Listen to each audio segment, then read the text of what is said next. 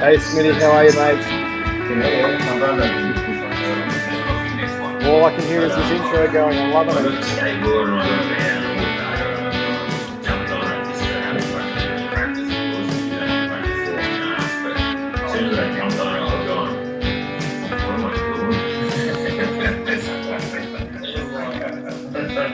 That was long, man. I can fucking beer run like yeah. I smoked a weed once.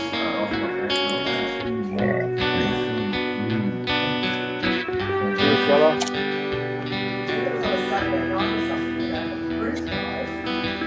It was like, Cheers to you, mate. Went out for this guy, and his buddy was bringing the back.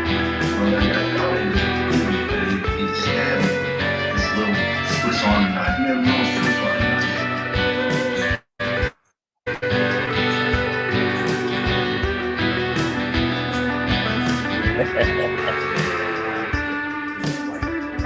Fuck the Sharkies, go the Tides, mate. The Tides. I shouldn't say that too loud. Awesome. Fuck the bunnies. Oh, I saw a bloke this morning at Gold Coast Airport wearing a Bunnies jersey, and I just decided to say nothing to him. Yeah. Oh, they bring it all out when they fucking have a win, don't they? They do, mate. They do. It's been a long time coming. Yeah. All right. I've got to thank everyone in the chat for being so patient. It's just been one of those fucking afternoons, I think. And we've got some new ones in here. There's Robin the Lady Biker, and L Chamberlain, Moto Heads, giving shit about the bunnies. Lynn and Frankie. Yeah. And Throll Juice, Rog, Bad Motor Girl, Stevie, which is Rochelle, and Bert. See, look at that. All go to the bunnies. Fuck the bunnies. And I live in Latrell fucking country. He only lives around the fuck, or used to live around the fucking corner from me, till he bought that $1.23 fucking $1 million mansion for his parents. Anyway. Hello, everyone in the chat. Sorry to keep you waiting. It was my fault. Yeah. I'll just leave you to talk to him. I've got to shut the door over there. I did. I pressed Smitty hard. He wanted to get me on at 7:30, and I've just currently flown up to Gold Coast for a job. So I had to push him back for a very important dinner at the local Chinese restaurant. So, but I'm here. I'm with Smitty and I'm with the rest of the crew. So I appreciate you waiting out. That's it. All right, rocking and rolling. That's good. I don't know how many got in the chat. Got a fair few anyway. I just added a question to the questions as well. So I was typing that in a bit earlier, which is good. We got the flipping the blue mule. How are you, buddy? Fucking, would it be late or early over there, America? They're behind us, so they'd be probably early in the morning. Where's flipping the blue mill from? He's over. Oh, I think he's near the Ozarks, or he's in America. Yeah, in the US. All right. Yeah. It'd be early morning, I think. Yeah. Or late night. Early. Yeah, no, it'll be early. Yeah, early morning. Probably fucking 1 or 2 or 3 in the morning, or something like that.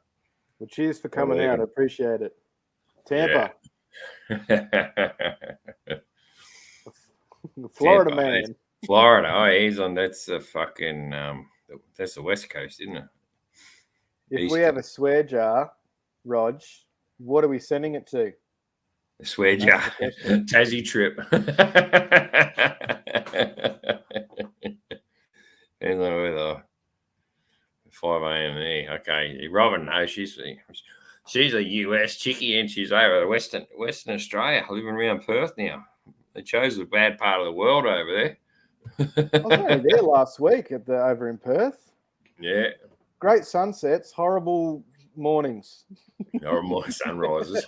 Takes too long. What rises about Takes 10 too long. Yeah, that's right. Rises about 10 in the morning. Yeah, loving Perth. I don't blame you. No, Yeah, it's a nice city. Rochelle, you're chatting you up. Lovely smile.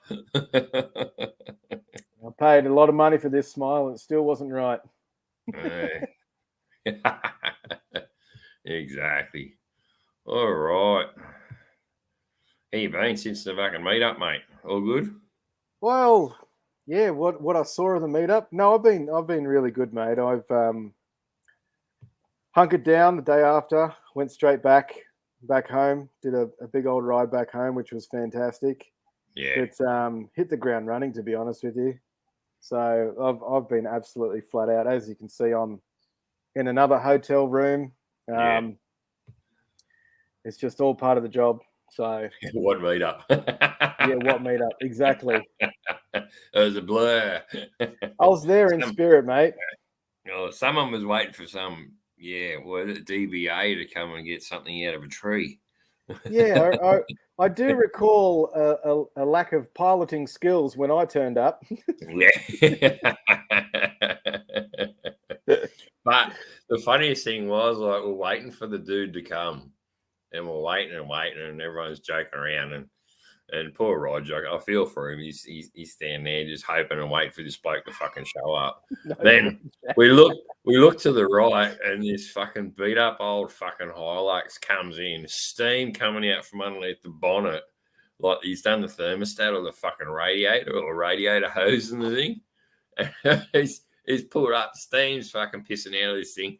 And he goes, he was the dude that was climbing up to get the drain out of the tree. We thought, fuck, okay, this is going to be a bit of an issue.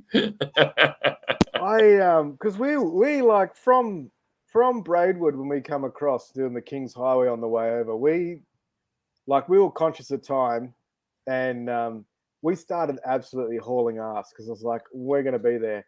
And something I didn't put in I was so determined to get there at least by 5 o'clock on the dot that when you come out off the King's Highway and go through the double roundabouts, to get to East Lynn, you turn left.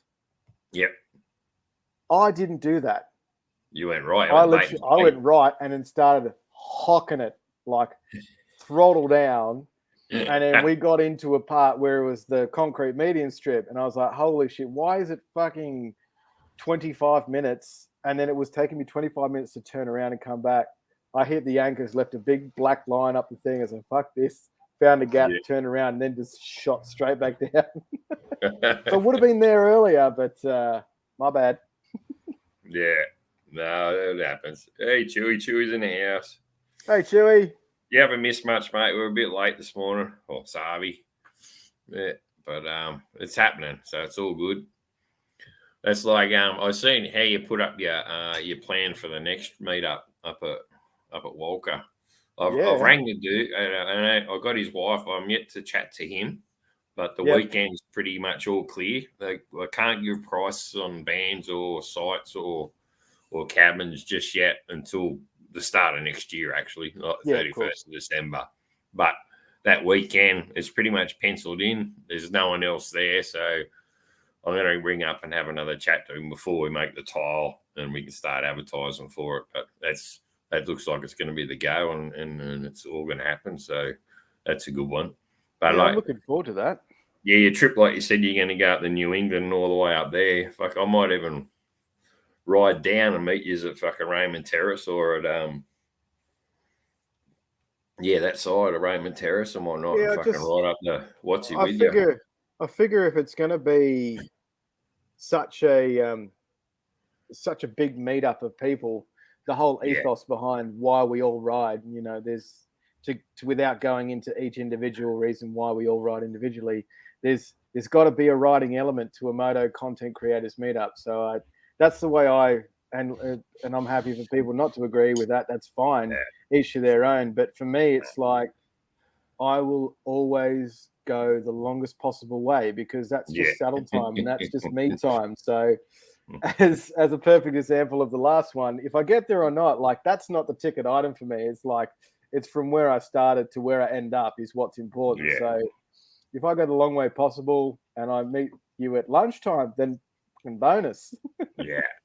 I could probably, either way, I could do it either way. Like Chewy's got there, he said he'd ride up the Oxley, which is real. It's a short trip for me. But I'll either ride up with you or ride up the Oxley to there, and then I'll do the opposite on the way home. So either way, I'll be riding there or riding home with you, or vice versa. I know Rochelle's got there. You better ride this time, Smitty. The fucking oath I'm riding. It's not far at all. So rain, hail, shine, I'll be riding. Mate. So.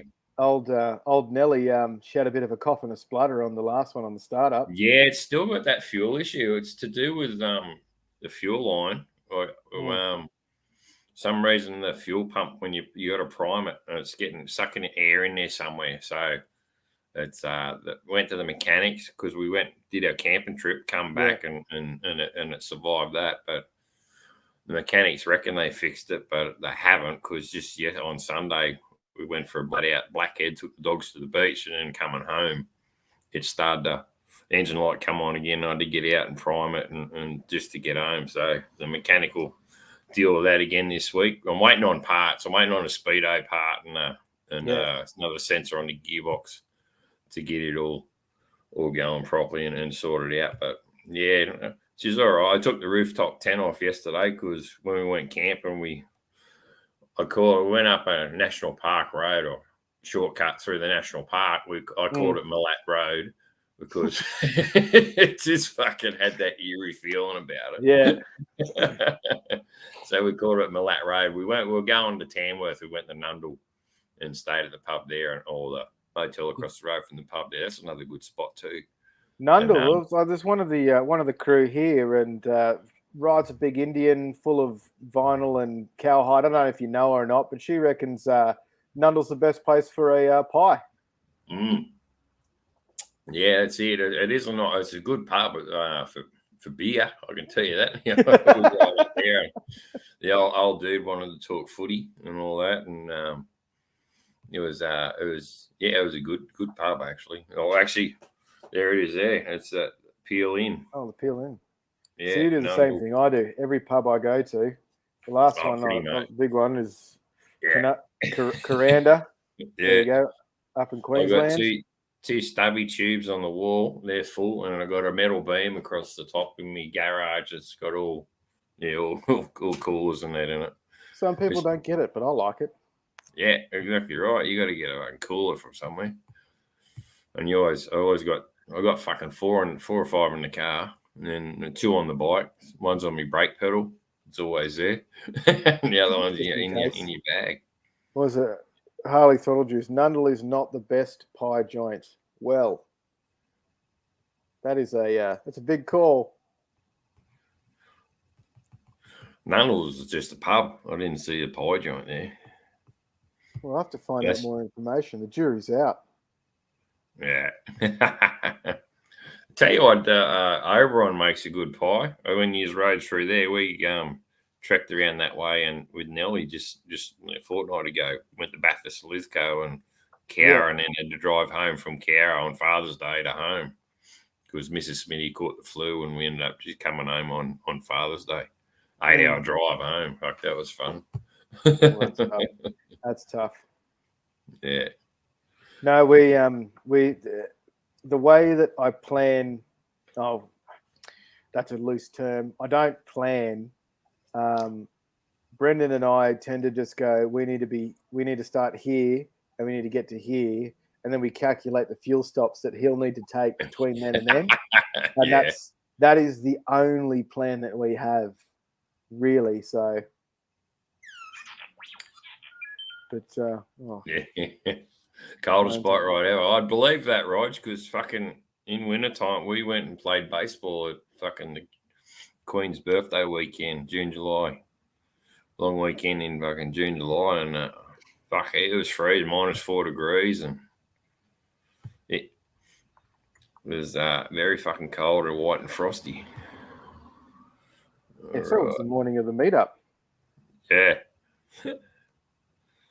I remember flipping off my swag, and ice flung off. I heard it. It hit the tank of my bike in the morning. It was like, it's crisp. You didn't find that fucking yowie the next morning? That was funny. Oh, it's No, I didn't find the I didn't find the yowie. I'll tell you what though, that was I don't get scared by much, but I will tell you this: I was fairly intimidated because I'd just gotten down to my grundies. Literally, I'd taken everything off because that's the best way to stay warm. Get everything Yeah. off, get wrapped up in your blanket. So I was down to my undies and I heard it, and I hear Brendan out from the campfire still go, "Did you hear that?" Yeah. I'm like, yeah, I heard that. I'm like, fuck. I said to him, "You want me to put everything back on?" He's like, "I would." All right, fuck. Chuck my jeans back on, chuck my shirt, jumper, everything on. I opened Yeah. up the thing and I turned my ignition key on my bike, which was pointing out to the area of the yowie, and all of a sudden, like I could see to where the noise came from, and this like wall of mist. It was literally clear, and then just mist just traveled past my headlight. I was like, "Yeah, no, I don't see anything." Turned it off and just like zipped up and went back into bed. Yeah. All right, I've drank one beer already, so we better start these fucking questions. I only got a 6-pack there.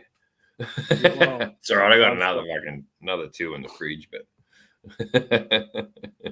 don't like fuel stops. Get a street light. I don't have problems with fuel stops. I've got a 19-litre tank. I'm good. Yeah, mine's good too. My main tank, I do 310 k's to a main tank. Then I got reserve. The old girl, she goes, especially when I put the 6-speed in it. Put a 6-speed in them, they fucking last forever. Yeah, I don't know. I don't have that Yeah, HD forever, money mate. though. I don't have that HD money. Oh, me either. Fucking it just me at Bathurst actually we were going down the national rally down fucking Victoria's and Wangaratta and whatnot. And Bathurst, me return spring fucking failed in the gearbox when I got to Bathurst. So we had a trailer with us, thank fuck. So we pulled over, put it on the trailer, and then I drank the rest of the weekend. So it was good. But my ass loved it. But when I got home, it was $17 part. It's going to cost me $800 worth of labour to get the gears and all that out to put this part in there. And it was just a 5-speed. And I thought, fuck no, I'll go. I was eyeing off a 6-speed prior to that. Cost me $13.50, and with mechanic, wheel and deal and all that, and virtually got the 6-speed in for the cost of the 6-speed. Sold me old one because panheads, they like the 5-speed Evo 5-speeds, and they like putting them on the panheads or the shovels, sorry, and they just get extra gear with the 5-speed. So yeah. All right. First question. Punch it in here. I missed fucking 12 questions while I was gas bagging in. All you pricks are typing too fast in there. There's a lot of stuff going on in the chat. It's good. It's good to see them. Well, there's 18 there a minute ago, and now there's 13. So that's great. 240 Ks pushing a tank. Thank you, everyone, for jumping in. This could get messy. This could get good, but whatever. Let's be along for the ride. Great to see you all here. I know we started late, but thanks for coming. And all right, we'll do the first question. What inspired you to do your YouTube channel? And what was your favorite thing about, or what is your favorite thing about YouTube? Plus, when did you learn to ride a moto? That's a 3-part loaded question. I'll go with the last bit first. When did I ride? I learned to ride moto.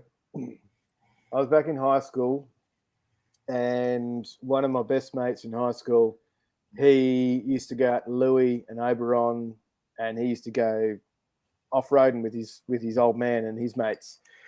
He had a couple of huskies and everything, and it was all good fun. So he lived in Borkham Hills at the time, and his back fence basically had a reserve behind, so we used to be able to rock out his back gate and then go all the way through the creeks and everything of the western suburbs. But anyway, one afternoon playing Xbox and having Doritos and stuff, he said, "Oh, you need to get a bike." And this is just when the old thumpsters were first starting to come in on the eBay market. Yeah. And I had a part-time job, probably getting paid too much for too little work, but I've never looked back from that. But he stood with me one night and we just started betting on eBay. Just we'll just throw $300 at this bike, and I could still tell you, I remember getting into this auction and someone sniped it in. It ended up being an Atomic Thumpster, a 1254 stroke. I got it for $723 from China, delivered to my door. Yeah. And that was my first bike. That's what we got into riding. I soon thrashed the hell out of that, and I had to break it down and rebuild it. After the second time breaking it down, I realized this wasn't good enough. So I had a guy I used to work with. He got me into. He said he was selling a couple of little dirt bikes. I'm like, well, what are you talking? He's little. He goes, oh, I've got a 1985 YZ80. Well, that's a two-stroke. Yeah, I said, what do you need? What do you need out of that? He goes, oh, I need $1,000. I said, well, let it go to someone else who's going to enjoy it. And didn't hear from him for about 2 weeks, and came back in. He's like, you still interested in that bike? And I said, well, what do you need out of it? He's like, $1,000. I go, I'll give you 500. And obviously no one was biting on the 1,000, so he sold it to me there on the spot for 500. Yeah, that's all right. So I ended up getting this YZ80. He bought it into, I used to work at the convention center in Sydney.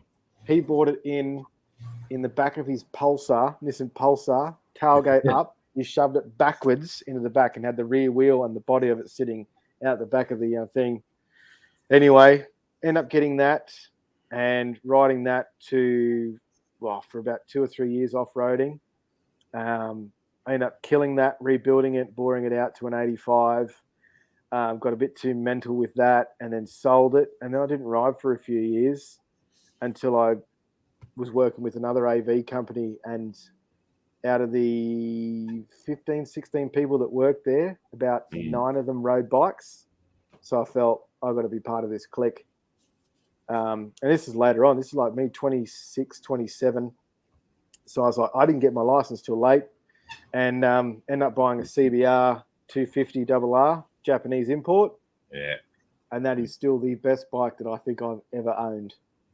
But in terms of what inspired me to get into YouTube channel, well, most of you know my mate Easy Does It Moto. He inspired me to get into making videos. Yeah. Because he I made sort of videos. remember when you started. Yeah, exactly. When Easy was going pretty good and all that. And Easy's a fantastic bloke.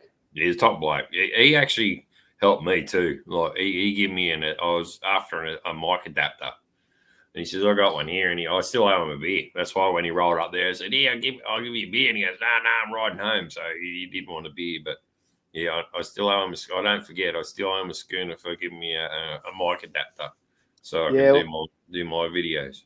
So Easy and I used to be in a band together many, many different years ago. So we used to play in a band together out of Western Sydney in a hardcore band, and that's how we became mates. So I've always been a long time friend of his, and I saw that he started doing these videos, and I really loved that they were short little videos, like 5, 6 minute, 8 minute long videos. I'm like, man, this is cool. Like, I've got a GoPro, I could totally do this. And at the point, I just bought my Triumph, and I was riding from Western Sydney to Artarmon every day. And as everyone knows, the shit you see on the road is just fucking unbelievable. Like stuff that happens. But anyway, so I thought, fuck it, I'm going to do this. I already had the AV background of making videos and video. And so I was like, why shouldn't I do this?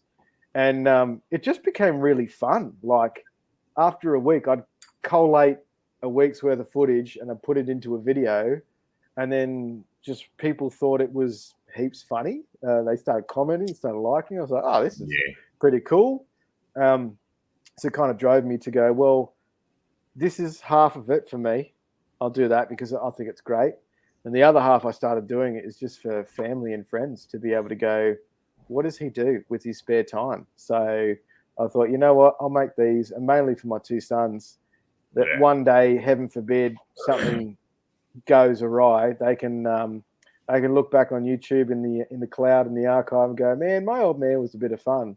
And that's kind of why I'm continuing to do it. Is it's not so much for and I don't mean any offense by this, but like, it's not so much for you guys as more as it is for me. So that's why I kind of continue to do it. And that's why I don't really do. That's the same. Like, you just got to do what you can do. It's like the same thing. I've with mine, because it's got camping and fishing and bikes, and it's not just bikes. It started off with just being bikes, but then like because Mrs. Smitty had osteo, so we've got the camper, 4-wheel and all that. So we're out 4-wheel, and so I'll take the GoPros and we'll film the lookouts and go to the picnic and go to the beach and take the dogs. So it's a big file and all that, where you can put all your videos and store it all without paying for it and whatnot. So exactly right.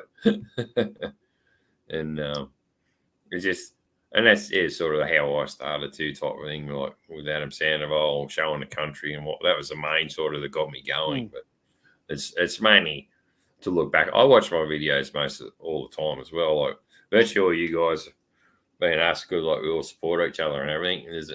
I get on my YouTube, wake up every morning, I'll put the telly on, I'll go to YouTube on the telly, and I'll go to the subs and see what I know I only got an hour before work. So I'll see what's there. I'll catch up on that one, catch up on that one, catch up on that one. Because you get notifications all through the day, and then you come home and do the same thing, check it. And you love to support everyone and watch everyone's videos, but sometimes you just can't. So you just watch what you can. It is hard. I know there's a lot of people in this community that are there for everything, and man, total kudos to that. Hats off to them, exactly right. Yeah, like well done. It's such a big thing, and especially as this Aussie community grows, there are so many quality creators that are just starting to bring this stuff together. It's hard to stay on top of it, but look, I don't always comment, but I can give it. Hats off to Rob, like Throttle Down Under, and Roger and Michelle, like the quality that they're doing and the videos they're pumping out, and I'm battling to fucking do a video a week or a fortnight, and they're doing it constantly, and it's great, and it's great stuff. So that's why we always keep watching, and that's why they got their numbers. So that's right. It's really good and good stuff to watch. And we better get on to the second question. Second question time. Yeah, I'm just about to finish my first beer. No, I'm halfway through my second. You got the wrong person on here, mate. I'll gas bag.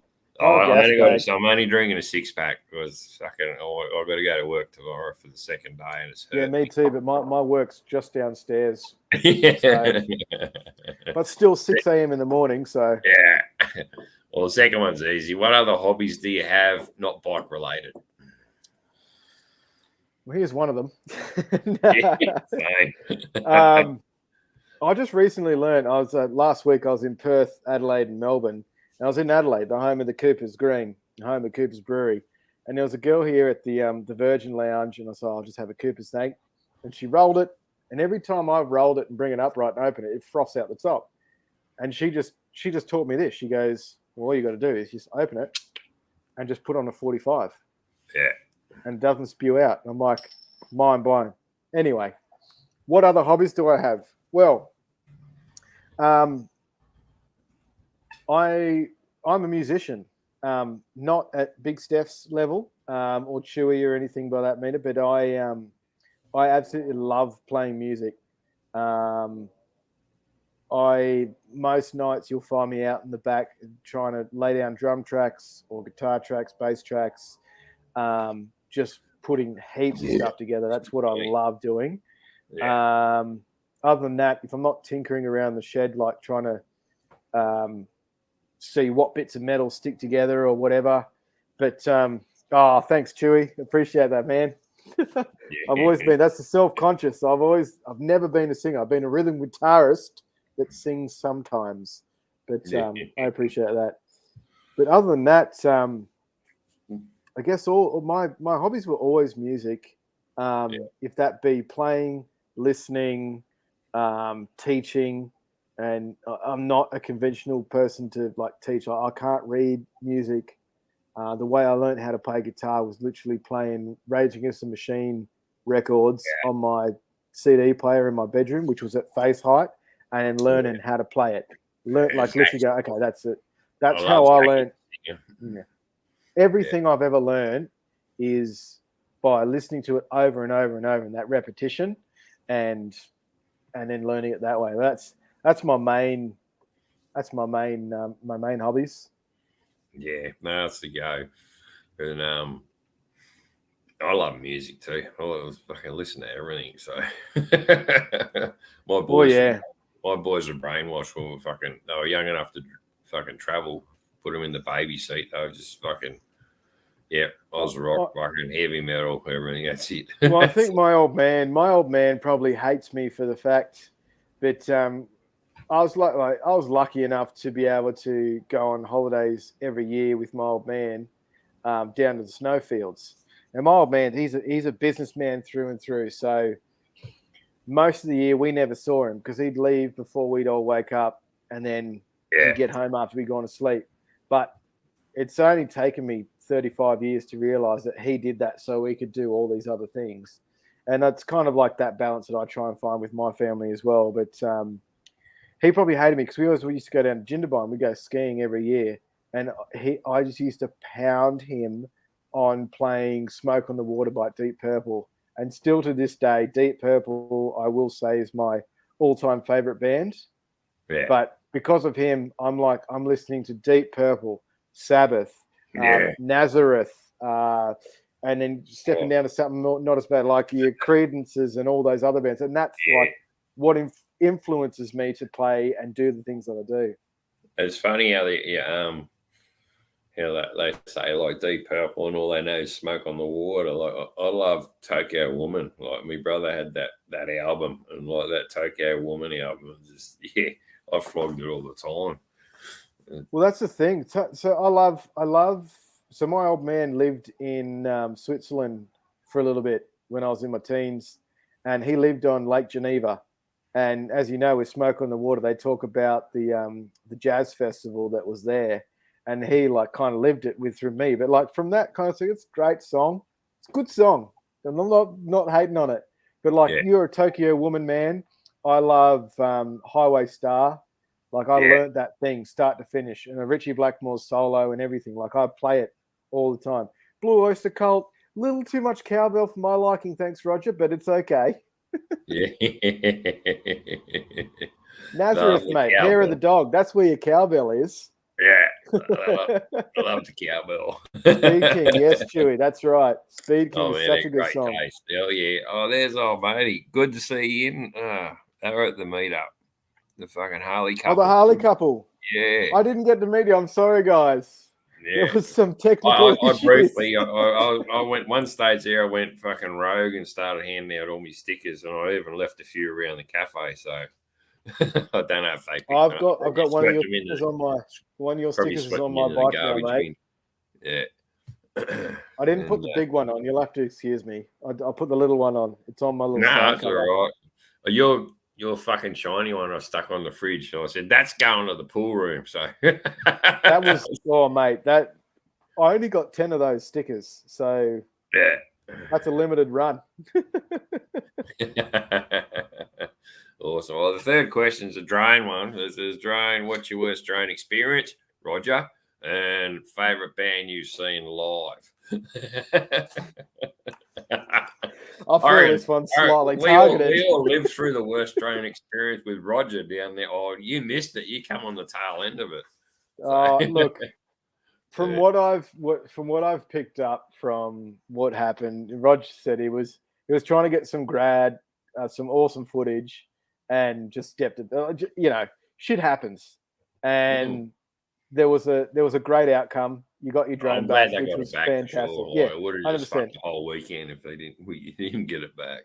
The last drone I used was $78,000, and I didn't use it, but it was for a client of mine. They wanted to do a escape of the harbour, so I would not like to be in control of that. But the thing could have picked me up off the ground, which was insane. But that's a helicopter, not a drone. Yeah, basically. Yeah, I was like, that's them big fuckers. They're like about Yeah. It was bad. There was 500, literally 600 there was a wide. guy. There was a high vis vest. There was a whistle. There was a man in the hat. He said, "Stay back." I was like, "All right, cool." Yeah. But my best live band I've seen. Oh shit! I've seen a few. I've played with a See, few. but you can't. I know you can't pick one. So just pick a couple. Um, Obviously, what concert was sort of stuck out in your mind? stuck out. Stuck. What concert stuck in your mind when you went and seen a couple? So I guess I'll put it back to you in a two-part from what I've seen and who I've played with. Yeah, okay. One of the greatest bands I've seen is Dragon Force at the Gaelic Club in Sydney. Yeah. That was such an intense show. Is that a small venue? I think from memory, it's about Like a a uni bar 600 type of stuff? packs. Yeah. 600 packs, and it's an up and down. It's an upstairs and downstairs level thing. There was people backflipping off the top level into the bottom They're level. usually good sized venues. They are. That was fantastic. I got to see Killswitch Engage and Unearth at the Big Top Luna Park, which was a full on experience. That's an awesome venue, eh? I think there should be more like that. It was biblical in a way. The sound that you can get out of the Big Top, and it's insane now. And this is something that I really haven't taken for granted, is the fact that I've seen all these amazing shows in these venues in Sydney and New South Wales, and then had the opportunity to do produce shows in the same venues, and seeing the difference between that kind of stuff is just mind blowing. But Killswitch was insane. Bands I've played with, which were fantastic. I played with Arch Enemy at the Manning Bar in Sydney, which was fantastic. It was unbelievable. I had Angela Gossow yelling in my face. That was pretty insane. I got to play with... and you're going, I love you. My nipples were this long. I love you, long time. It's funny, like coming back to one of your other questions about like inspiration with Easy Does It. Way back in my early days of playing, my band and I, we won the Ernie Ball Music Man competition to play Taste of Chaos back in Sydney, way back in the early 2000s. And Easy Does It came to one of those shows to watch the band that he would later join play with, along the likes of Parkway Drive, The Used, and other massive metalcore bands of the day, which I still think is an absolute mind blow. But playing with at the Gates and at the Factory, or the Metro, sorry, that was... There's been a lot of bands I've played with. I think probably the best show I played with bands, which is probably my biggest achievement to date, was playing with As Sleep Makes Waves. I don't know if you don't know them, check them out. I've heard that one. I haven't seen them. And Periphery at the Annandale Hotel. And we supported them, and that was such an insane show, because if you've ever been to the Annandale in that main room, it's quite a skinny room. And the sound that came out of that venue was just fucking unbelievable. Like, I sat at the back with headphones, with like earplugs, DeWalt earplugs in, just like my body. Some venues just have it, Some venues just have it. Like in Canberra, like in Civic, most of them, they're all underground stages. And you walk down into the bar, and they got the stages all set up down in this basement. And the sound just fucking echoes in there. And I see there's a few metalheads in the chat going on at the moment. Yeah, I think we're all fucking got a bit of metal in us.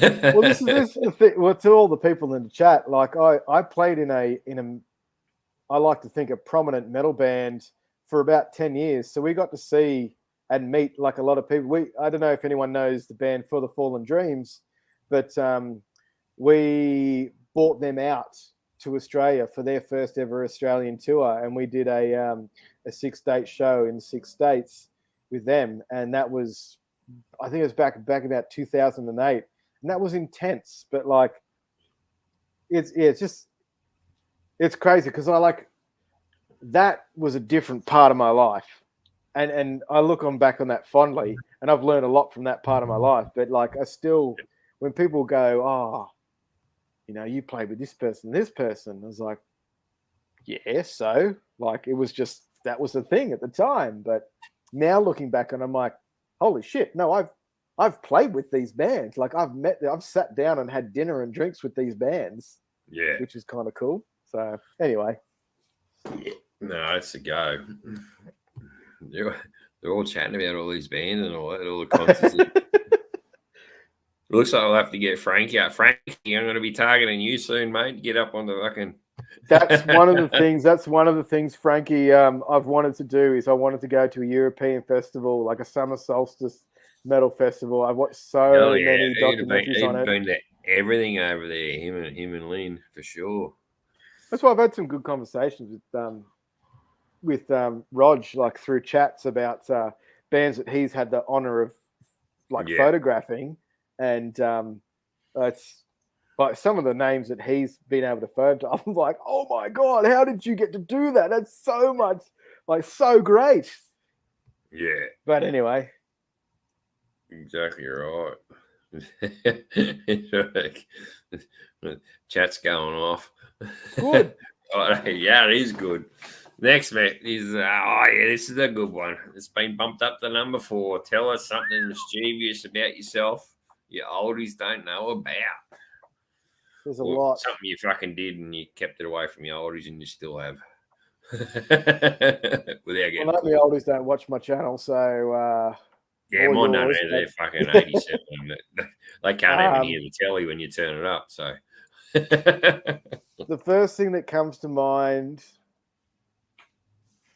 in my late teens to early 20s, when I started getting in the metal, there's a lot of things that will go left unsaid, and I will carry to the grave. Yeah, put it that way. But one thing that I can probably say, which won't get me sent to jail, is I blew up my dad's upstairs toilet. And it's not in the way that you're probably thinking. You're talking about like a cherry bomb and a fucking penny bone chucked in there. No, I was so as a very so before I got into motorbikes, I was a hardcore BMX guy. Yeah. I literally every afternoon on the way home from school, it would take me 2.5 to 3, 4 hours to get home because I would be hitting every skate park up. I'd be hitting every set of dirt jumps up. I've never broken a bone. I've fractured everything pretty much from here up. But no, I was setting off a lot of like soda bulb bombs and doing all that kind of doing stupid shit out like at night. But no, one night I was experimenting with hydrocarbons and a lighter. For the people in the chat, that's deodorant, a toilet bowl, and a match. So anyway, yeah, I blew the porcelain across. It blew me across an upstairs bathroom. Dad wasn't home at the time, but I basically said, I'm fucked. So I sat out in the driveway and waited till my old man come home. He turned up in the driveway and he just looked at me, did not say a word. He walked inside and then just came back outside with my bag and said, You're going to your mother's and you're never coming back. So that's to say, I paid for the toilet. I paid for the cleaning bill. He made me go get a job to do so. Me and my old man, we're fine now. Don't worry about that. We're all good. Yeah, that's something. Something. I saw the line and I ran at it and I jumped just before it and went way over the mark. Let's go. Blew up the shitter. Blew up the shitter without taking a shit on it. There you go. Yeah. I haven't thought about that for years. Oh, mate. That's awesome. Oh, All fuck. right. Thanks for bringing up mixed memories, Smith. No, that's what these questions are for, mate, for sure. This Oh, this one's just pretty simple. What's your most favourite sport you may have played or watched on telly? I got a couple. Yep. I love watching the footy when I get a chance. Oh, yeah. I don't watch it as much as I want, and I won't go into who's better or whatever. But I am a Totally Tigers fan. understandable. I am a Tigers fan. I'll put it out there, and that's because the first clothing in my life, I literally came home from hospital in a Balmain jersey. So that was just put Brainwashed on from the me. start. Yeah. Exactly. But I'm more into motorsport. Yeah. I love the I love Bathurst, fucking love Bathurst motorsport. V8s. Motorsports. Anything with a fucking motor, eh? Yeah. For sure. So Speedway, fucking long track road racing. It doesn't care. If it's got a motor, you just listen to the engine start up. Yeah. It's something about the fumes. I've dabbled in a few different sports with either with family or friends or whatever. My stepdad raced. He's been racing since the early '80s. He was in the Kumo Cup, the Suzuki GTI Kumo Cup from the early '80s. So ever since early teens, when my parents split up and everything, and he came into the picture, as always, we were in the shed and we were like building cars and this, that, and the other, which was great because there is nothing like learning how to build a car by holding a torch and shining it at the one spot that you need to shine it at. Yeah. That's the first lesson in building a car, is learning how to hold a torch. Torch on the bolt that you fucking Yeah, exactly. Yeah. My favorite sport is probably hockey.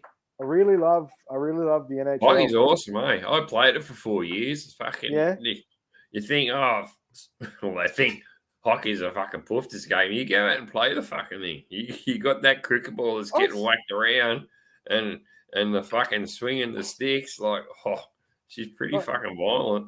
Yeah, I remember because I'm a Penguins fan. Pittsburgh Penguins is my team. They won the Stanley Cup a couple of years back, and just recently as well. Put that in there. But I remember going to an exhibition game in just around the corner from where I live in Bella Vista. It was the American All Stars team and the Canadian Maple Leafs, and I know it's a tough game. Like I bought all the subscriptions and watched it, but actually seeing it live and seeing the way they hit each other for fun, it is full blown.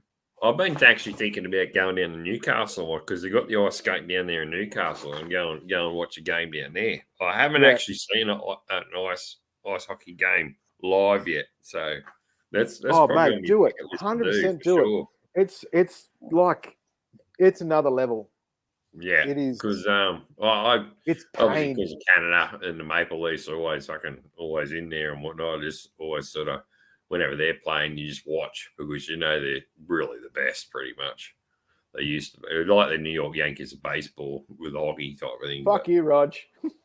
Yeah. He loves stirring the pot. Well, he goes, how Manly go this year? And then you Go fucking choke on a piece of beetroot, you old bastard. But ice hockey, it's just fucking it's so quick, eh? You just got to watch the whole fucking ice ring, otherwise you can't fucking keep up with the puck. It's insane. It is absolutely.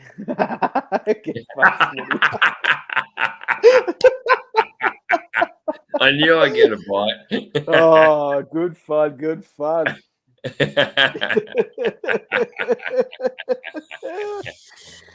Oh, that's awesome. It's all good. Other than that, I played cricket for a long time. Yeah, I played baseball. No one likes I didn't like cricket. You get out and cricket and fucking. I didn't like the idea of you go play cricket, you field, then you bat, you get out for a duck, or a fucking, I usually hit a 6, a 4, and then I'll get out for a duck or get out. I'd be lucky that to was get me too. fucking over 10 or 12 or whatever. Then you go sit down for the rest of the day. I didn't like that. I like with baseball, at least you got innings and you get another go at batting. Yeah. So hey, Hell's on two wheels. How you going? Yeah. Hey man, how you doing? Drew's in the house. Nice to be. Old Harley, what's that? Beetroot juice. Beetroot sesh. Jeez. Beetroot. Oh, mate. Beetroot juice on your hamburger. Mate, you and Rochelle are welcome anytime to my place. I'll put a nice little tray out of cicadas and we'll do some like beetroot relish, some fine cheeses. You can both. They even sell it in supermarkets now, beetroot salad. I know. Man, also, but it's got grated beetroot in it. So each to their own. I'm a fan. I don't mind it, but then I don't mind anything. You gotta have beetroot on a fucking burger, but yeah. Controversial in this chat. Shoot a break. Yeah. All right, the next one, the U-Butte one. What celebrity does it for you? One you won't kick you out of bed. And we all know who I like. That Mexican chick. that really nails it down, doesn't it? Yeah.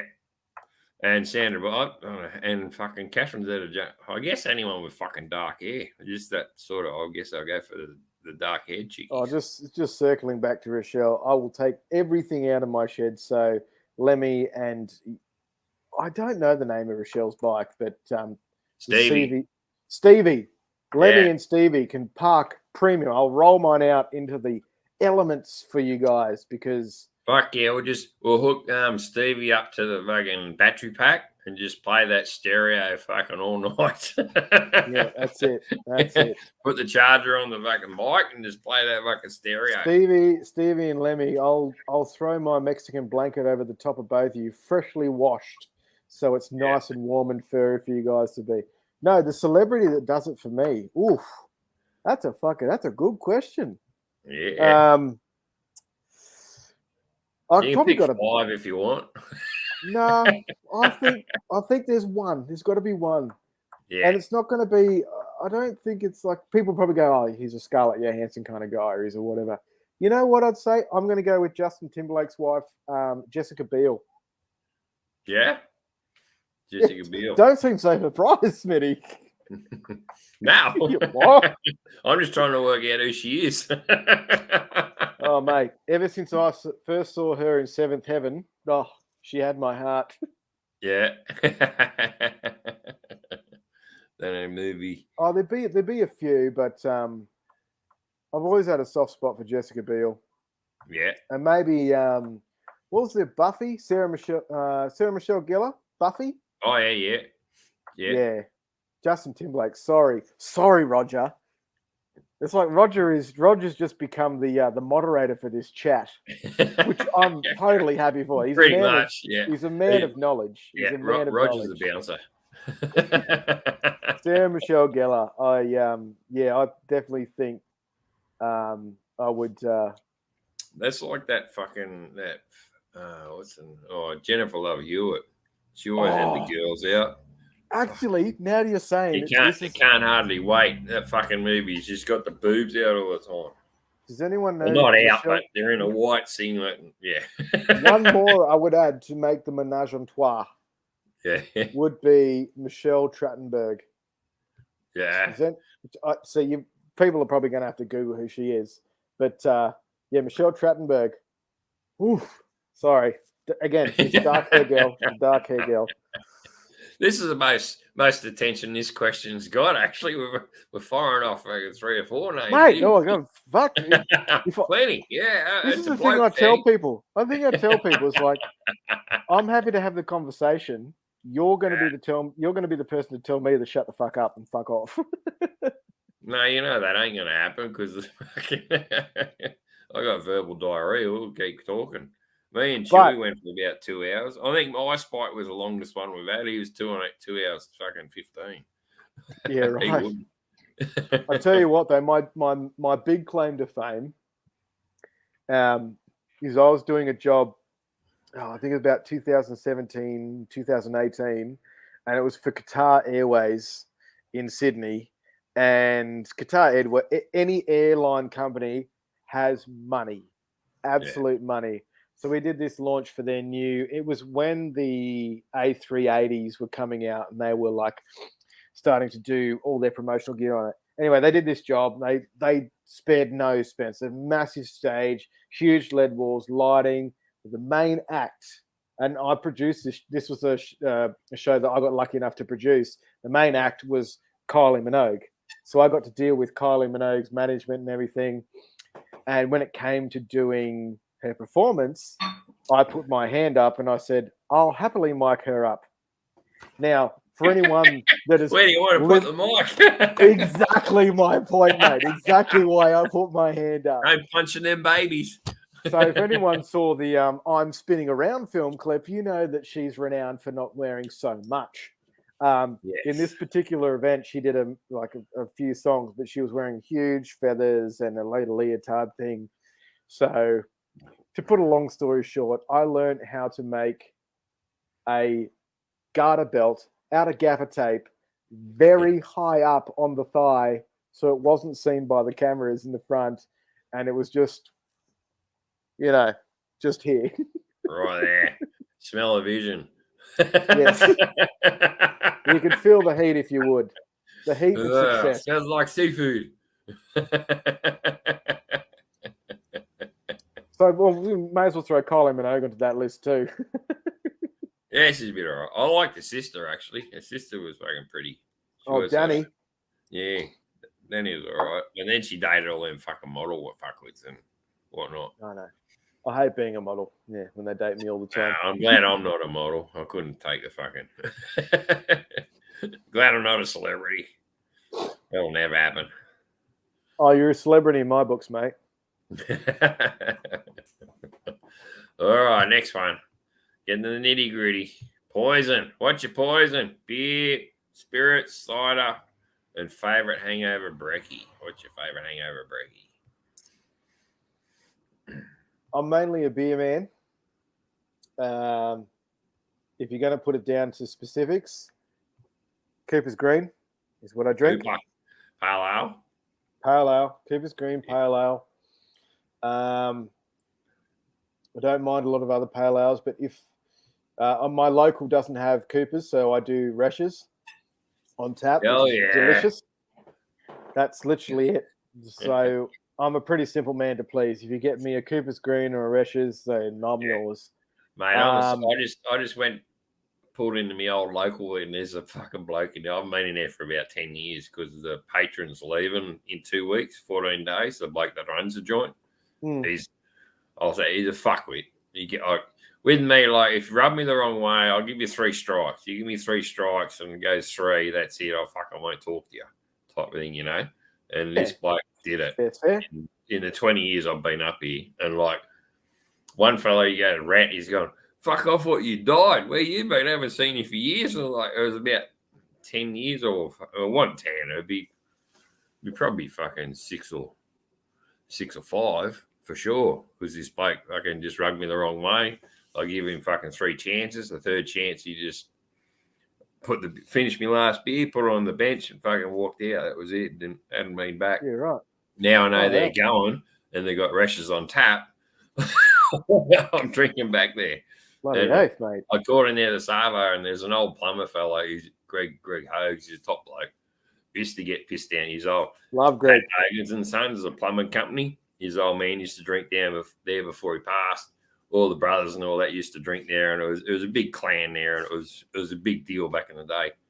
Then now I walked in there. He's been retired 5 years. I hadn't seen him for fucking ages. I walk in there, and these 2 locals, where I thought they might be there, they were there, but that was it. There was only about 4 or 5 people in the pub. Yet they got Rash's there, and we're all drinking and shooting the shit, and had a couple of beers before I come home to set this up. But as soon as the old dickhead leaves, I'll fucking drink back at my old local, because the other local I drink at up the road, the Bushland Tavern, all the native Australians fucking mess around your car park and mark all the cars and fucking let your tyres down and shit like that. So it's not really a good place to go. Yeah, no. So Yeah, but End up- you got to feel safe. Like you got to know that if you're going to go there, you're going to have a good time, and you're going to come out to what's what.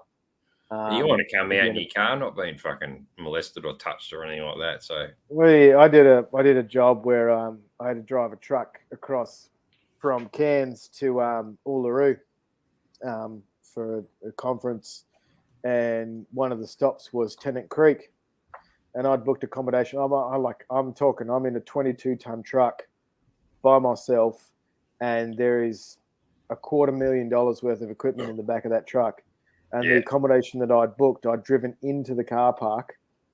And I'd seen some sus people there, just flashlights, looking in cars, hoodies, and everything like that. And I was like, "Fuck that!" Drove to the other end of town, which anyone that's been to Tennant Creek isn't that big.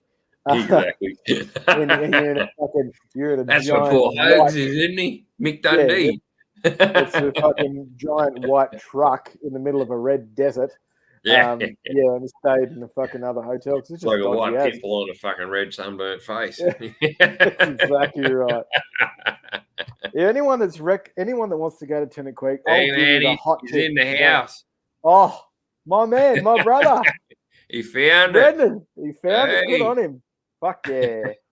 Everyone, Gentlemen, this man, Brendan there's- Anderson's fucking there's- royalty. Yeah, there's no fucking gentleman here, mate. You should know that by now. Well, stand by. Let me get another Haruski, and I'll BRB. Check out the illustrious. They're right there. Oh yeah. I'm gonna need to get another 2 just for the road. Yeah, BRB. right. Yeah, awesome. Awesome, Brendan. Glad you popped in, mate. You only missed an hour of it. No worries, Frankie. All good, mate. You can watch the rest tomorrow. Yeah. Welcome, brother. Brendan, my man. Yes, that's more like it. Sorry, g'day, fuckwits. There you go. He said gentlemen. There's not many gentlemen here, and then he goes, sorry, g'day, fuckwits. He fucking calls it. This is why I respect the man. He calls it fucking like it is. Yeah. It's the only fucking way to be, though. Or yeah. It's like when we were camping down the back, we had the fucking fire going. It's just. Oh, you guys did us an absolute solid. That was the defining factor. We said to you and Eb and Big Steph, they said, you build a fire for us and we'll come back. And you all said, yep. And we did. And there was a fucking fire there. Now that is community. Yep. Fucking A. The flat pack's awesome. It just folds up and in the drawer of the fucking Forby. I pull that out whenever. Already had the fucking what's your wood there. To finish your question, what's the hangover brekkie? Yeah. I get honey chicken and fried rice. Yeah, you get takeaway. Chinese. That's all right. It goes down all right. Chinese is fucking pretty good. Oh, Christina is the chopper. Oh, yeah. Sorry, Brendan. I know who your wife is, and she's a wild unit, and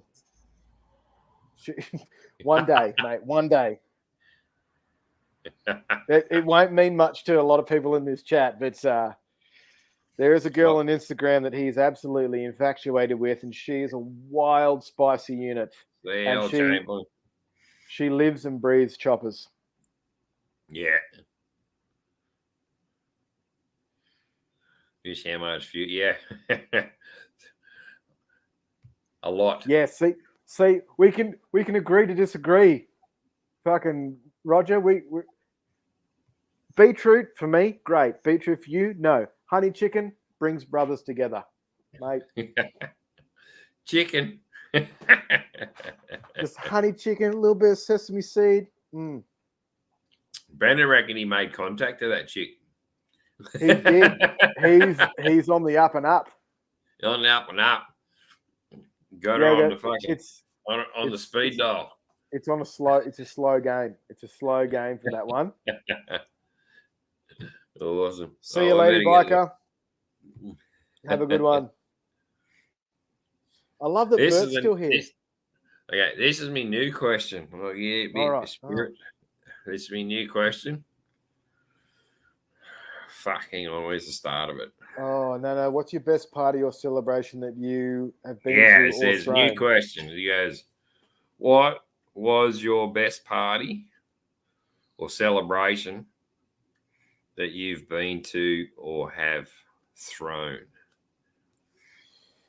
Like 18th, 21st. What's the best party you enjoyed out of the whole lot so far? What was your most memorable party? Yeah. My 18th birthday party, I passed out at 4:30 in the afternoon and I woke up at 8 a.m. So that wasn't too good. That wasn't too good. I didn't have a 21st, but I did have a 30th. And ironically, you know what? Probably my 30th was the best party. It's funny you say that, because my 30th was too. This is why I put it in. I thought about the other day, my last live. I didn't. I'm going, fuck yeah, I got to put a party one in there because my wife's Kirsty. She's got her 19th was her best party. Yeah, and the story will come up about that one as well. But mine, like 18th, 21st was pretty good, but my 30th, like I had 3 live bands in the backyard. Oh. Yeah, it's just fucking pumped. It was one of those fucking good parties, you know. That's the thing. Is like I've been to a lot of memorable parties. Yeah. One I might talk about later on. I don't know. I'm still making my mind up if I should go into the level of what happened at that party. Nitty-gritty. Into the nitty-gritty. You can filter it if you need to. I've got no shame. Like I don't live in a life of regret. I'm happy to. Well, good, because you know what the channel's like and know what these lives are like. You just fucking unload. Look, my 30th was a surprise put to me by my missus, and I had no idea. She bought me. So everyone that's in this chat has seen me riding in the denim vest that I ride. That's the only denim vest I have. And I ride in it all the time. Everyone here has seen it. In any video you've watched, that's the denim vest. That denim vest was given to me. So my birthday I'm the 28th of March. So she organised a 30th birthday, which ended up being, I think it was like 3 or 4 days later. And she bought me a bandana. She bought me the vest. And she bought me a pair of skinny jeans. Not that I needed them because I was in a metal band. I had many pairs of skinny jeans. And she said, we're going to a themed party for your birthday. And I thought that I just didn't pick up on it. She goes, your friends are coming out, this, that, and the other. We're going here. But we just got to drop our kid off. And my eldest now, Leo, he would have been 6 months old or something like not even that, 5 months old. Anyway, so we're going to drop him off at my grandparents' house, my mum's house, sorry. And I was like, didn't picture it, whatever. What I didn't know is she'd actually organised a surprise 30th at my grandparents' house. So I'd walked in full like bandanaed up, vest on, full biker, everything. And she had themed my whole 30th to be a chopper party. Yeah. So there was like choppers everywhere. There was black and white motorbikes. It looked like Ace's Cafe from London. And it was just like, I walked in, everyone yelled surprise. I was holding my son at the time. He was 5 months old. He dropped trowel, just fucking shit in my arm, started crying, screaming, freaking out. But it was the best party and ended up getting absolutely loose, which is fantastic. But yeah, exactly. This is a good one. By the way, the Bucks party, I was 15 and I saw things. I'll leave it there. Yes.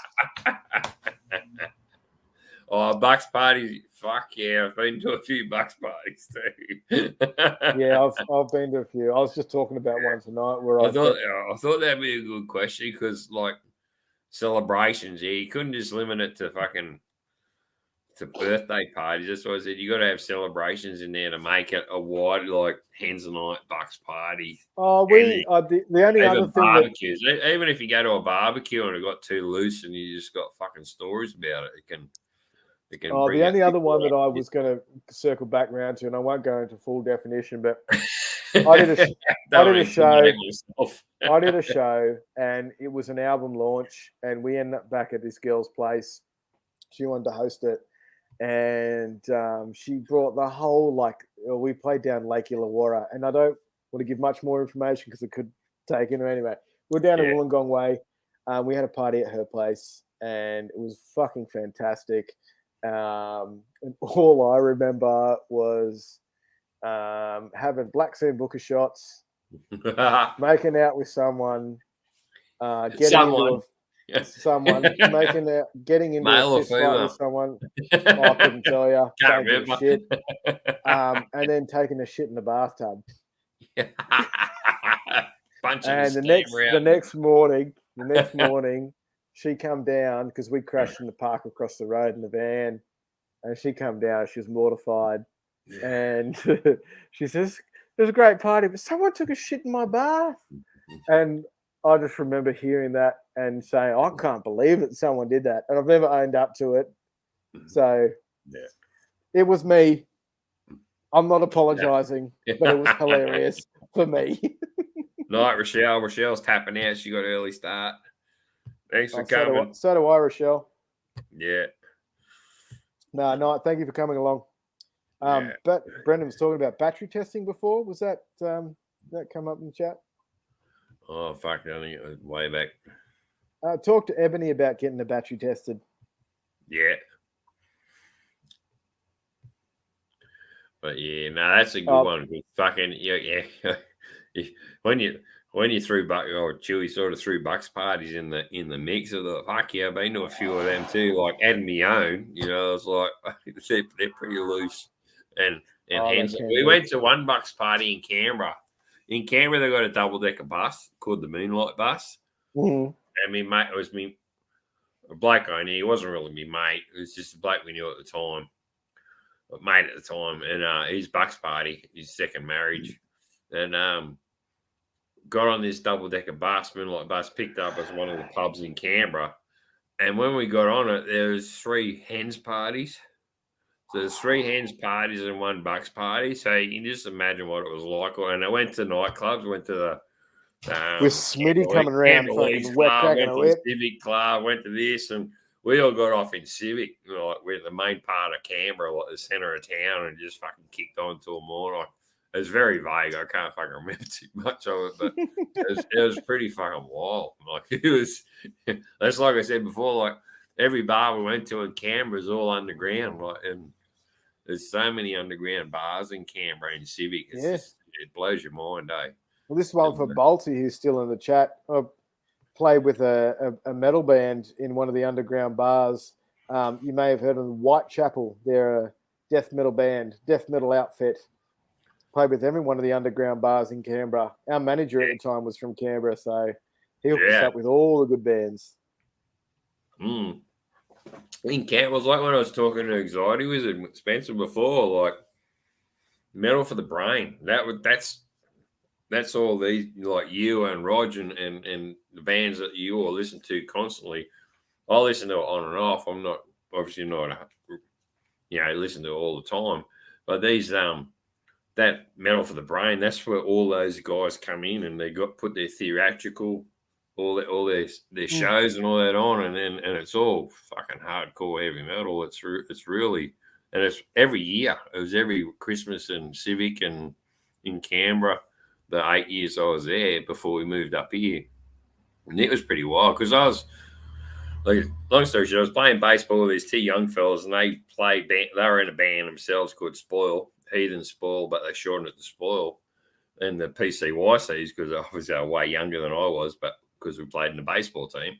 Yeah. Because I would love music and like, oh, come on, Smitty, come out. And they'd take me out to all these bands, places where they'd play and where the bands were playing. That's like I said, my 30th is the best because there's Trav and Dom, Courtney Dom and Trav Dom. That's Dom's their surname. Courtney and Trav. Courtney had a band and Trav was in a band because they went to uni and they did music. And then they had another bloke. The first band, they were all 15, 16-year-olds playing, and they were fucking really good. And then Obsidian come on, which is Trav's band. He was a drummer in that. Then when his brother's band come on, Courtney was singing and Travis playing lead guitar, and they had different drummer, and fucking they got really, it's like, wow, all this sort of stuff, really fucking wild. And I walked around the week prior because I knew what the bands were like, and I warned all the neighbours. I said, look, I did on my 30th. I warned, look, there's going to be a party this weekend. There's 3 bands playing on during the day, and it'll go into the night. And I know not everyone has the same taste in music. You go away for the weekend, but I'm letting you know now it'll go till midnight, 1 in the morning, and then it'll be turned off. But yeah, I'm letting you know. And we had no hiccup. It just went, and everyone's neighbours over the road. We used to have stereo duels. I'd play Limp Bizkit and they'd be playing Korn because of that era. And the kids, they come over. Oh, this is fucking awesome. I said, come on in, you know. Bring it on in. You come on in. It was just one. Only trouble I had was this 30-year-old fucking dancing around and knocked the fucking screen door off its sliders and broke a garden chair. So that would be in myself. So yeah, that was an awesome party. It was so good. We were supposed to play baseball the next day, but it pissed down rain and it got rained out, which thank God, because we were all crashed out, hung over in my lounge room. Backyard parties are the best. Like, I just have the best memories from going to backyard parties. Like you can have a good party, you can pay millions or hundreds, thousands, whatever, but like nothing beats a simple old Aussie backyard party. Yeah, like it just has its own stories. Have you seen on Netflix? Was it Netflix? We only seen it the other day because we finished my holiday back to work today. They had that Woodstock 99 doco. Yeah, I watched it. That 3-part. Well, prior to that, my birthday party, I mainstreamed that fucking concert all weekend on Foxtel in Canberra, probably, and that was like probably 2 months prior. Far out. Yeah, and we're all amped up from that concert and all that. And it was an interesting doco. It really opened your eyes up, eh? But it was hectic. The fact that, well, for one, Limp Bizkit just being Fred Durst being an absolute fuckhead. Yeah. As he and you know what, being totally comfortable, and I can that's fine. You know, that's who he was. But even Jonathan Davies from Korn, seeing the thing that resonated about that documentary with me is, like, I remember the first ever album I got was given to me by my year 7 girlfriend, which was "Life Is Peachy" by Korn. Yeah, and it's not the first. Well, it's the first ever album I got given. It wasn't the first one I bought. But I still remember listening to that. And then when in that documentary, he said, and don't quote me on this, but he said something along the lines of, he's like, when you have a crowd of that many people bouncing and the waves of people, and you have that in your hand, he goes, there is nothing better than that. Drug. There is, he goes, that's right. It's the best drug. He's like, you can't have sex. You can't have alcohol. There's nothing else that beats that feeling. Yes. And the only reason I can understand that is purely because of my experience playing in a band when I played at the Entertainment Centre alongside bands like Parkway Drive and The Used and At the Drive and all these kinds of people, and then having that crowd bounce or watching. That's awesome. Yeah. The what? I love that Glitch song. That's fucking awesome. Oh yeah. I was listening to them today. It came up the Parkway Drive new album and played it. I'm gonna agree to disagree. I think the new album is shit. I know. Like I said, I turned it off. I only like that Glitch song. The whole lot. I think they've written that out, and this is my opinion, and this to the internet. This is my opinion and my opinion only. Yeah. I think they've written that album because they're starting to become old men and they want to make it easier for themselves because they know they're going to have to tour that album for 377 days. Yes, it seemed more mellow than normal. That's right, Bolt Bucket, Darker Still, yeah. Yeah, because my son's into all Parkway Drive. He went and seen him down in Newcastle. I have Parkway Drive in my shed. Yeah. I'm one of those people that grinded off the street sign from Byron Bay and it's in my shed. Yeah. And that's where they're from, eh? So from this point forth, you'll see no more videos from me because I will be arrested and thrown into jail. Allegedly, he said. Allegedly, When he you said. say some person. allegedly, you don't get fucking done That's for it. anything. That's it. Apparently. Smoke 'em while you got 'em, mate. That's the only song that what I used to play. Smoke 'em while you got 'em. We used to cover that song. It was fucking awesome. Exactly. All right, we got to go on to the fucking next one. Best part of your throne. Yep. Okay, next one. That's a good question. I'm glad I chucked that one in there. That's fucking a ripper. Is it rude to go to the bathroom? Because I've had 7 Nah. beers and 3 margaritas. Yeah, 27 Right. margaritas. Yeah. All good. Go. Intermission. What drink you've had and swear to never touch again? That's a good one. I have a good answer for that, and that comes back to my 18th birthday party, which I forgot. Go whiz first and come back. Awesome. Bolt Bucket. How you doing, brother? Who else we got in the house? We got 12.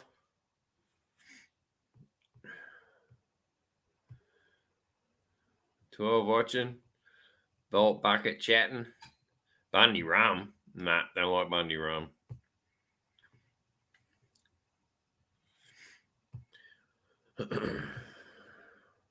Still here, Brendan. Cheers, brother. I can't wait for the next meetup up at Walker. It's up my way.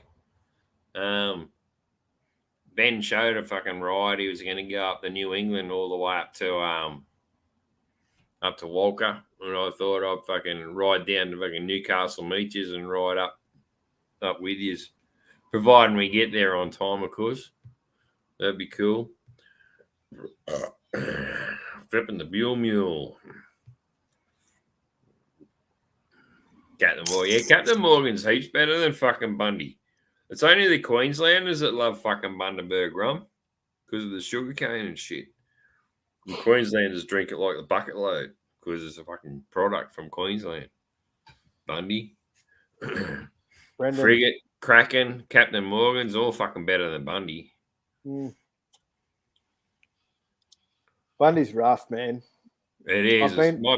My son, he drinks Kraken rum, and he goes, "Oh, I drank Bundy rum the other night. That's fucking awful." I said, "It is, mate. It's fucking horrible. Yeah. People only drink it because of the label." Bundy, give me Bundy. Why? I remember going up about 2013. We did the trip up. Did the distillery. It's really good. It's just when they started doing that Bundy Red, and that's the product that they made for the bourbon drinkers because it wasn't as full on. I don't like. Fuck that shit. Yeah, smoother. Good. Be a lot smoother than the fucking others. Yeah. What's this? Oh, so count me in, Ben, to come in. Yeah, no, fucking oath, we're coming in. Yeah, I was we're just coming saying, in late and dirty. Saying you had your trip fucking planned out, and I'd ride down the Newey and Meaches and ride up with you. Yeah, I think I'm going to call it now. I'm going to definitely do the Walsher one. I don't know if I'll get down to Tassie. It's too far out for me to say. Yeah, I said I'll be going, but it just depends. I know me and the missus will be going down the East Coast sometime soon, down to Victoria. It just depends if that's going to clash with the Tassie one. So yeah, right. I want to go, but it just depends. Got to squeeze them wild horses hard to get. I don't know what that means, but fucking good on you. That'd be a American Brumby rum, yeah. I'll be like that wild turkey. I remember I cooked a sausage on an open grill with a wild turkey once. Wild turkey glaze or something? No, literally, like, because wild turkey is a higher proof than everything else that we have here. I just kept pouring it on the grill and it flare up, and I cooked sausages in it. Literally, just cook a sausage from the alcohol burning off. Yeah, fucking see, that's Brendan. Thank you very much, Brendan. This is how him and I do things. I'll just go with you. we're just like Brendan. That's the easiest way to fuck. I used to do that with all my surfing buddies. Oh, where are we surfing? I'll go on such and such a day. Yeah, right. I'll say it here for everyone else that's in the chat. This is the style of thinking that gets me through day to day. Brendan always grounds me. He goes, There's nothing too complicated because it doesn't need to be. It doesn't need to be. Exactly. I think a lot of people out there in the world just overthink shit. But Yeah. the way we do stuff now and the way that I've learned, like I've always considered myself a pretty fucking fair-go-lucky guy. But like bringing it even more down that simple level is like, what do you want to do? Pack it up, go. That's it. Yeah. That is it. It's funny. Especially like this trip when we were, and last time, like when you went and camped and all that at Grey Gum, then also rode down to this one and took the long way and everything. It was like, I see you and Brandon as the younger myself, the way because I'm 52. It was like, actually, I've taken the rooftop tent off the Forby, so let's go on. I'm going to sell that and just throw the swag in it again. But it's just riding and camping is at my age, you don't like getting up off the ground. But this is the thing, though. It's like, yeah, and that's a very valid point. But at the same time, a lot of people. But then, if you're only going to do it for 1 day or 2 days, you can do it. That's the way I exactly. see it too. There's different levels of camping for people, and there's different levels of concern about yourself. Yeah. But like while I'm young enough to do it, and while I have the capacity to do it, I'm going to just keep it simple. And that's something that. And this is why Brennan and I, when we ride together, it's literally when we cruise, we can be doing 100 kilometers an hour. We can be 60 kilometers an hour in 100 zone, and we're side by side because that just feels right in that moment, you know. Like you could be big blue sky country. There can be a straight stretch of track, and we are just motoring on through, and there's nothing else that's mattered. Like I don't care if he gets there, he doesn't care if I get there, but it's just that.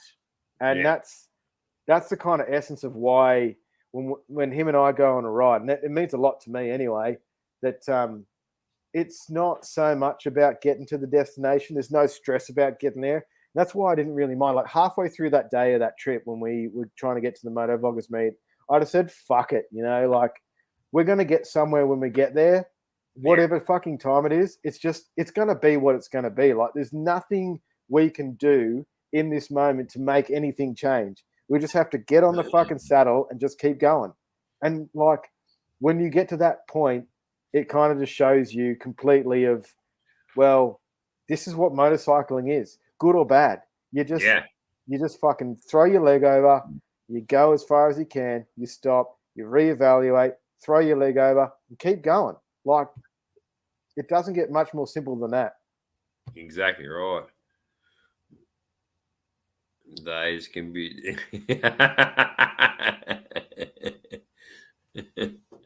true that.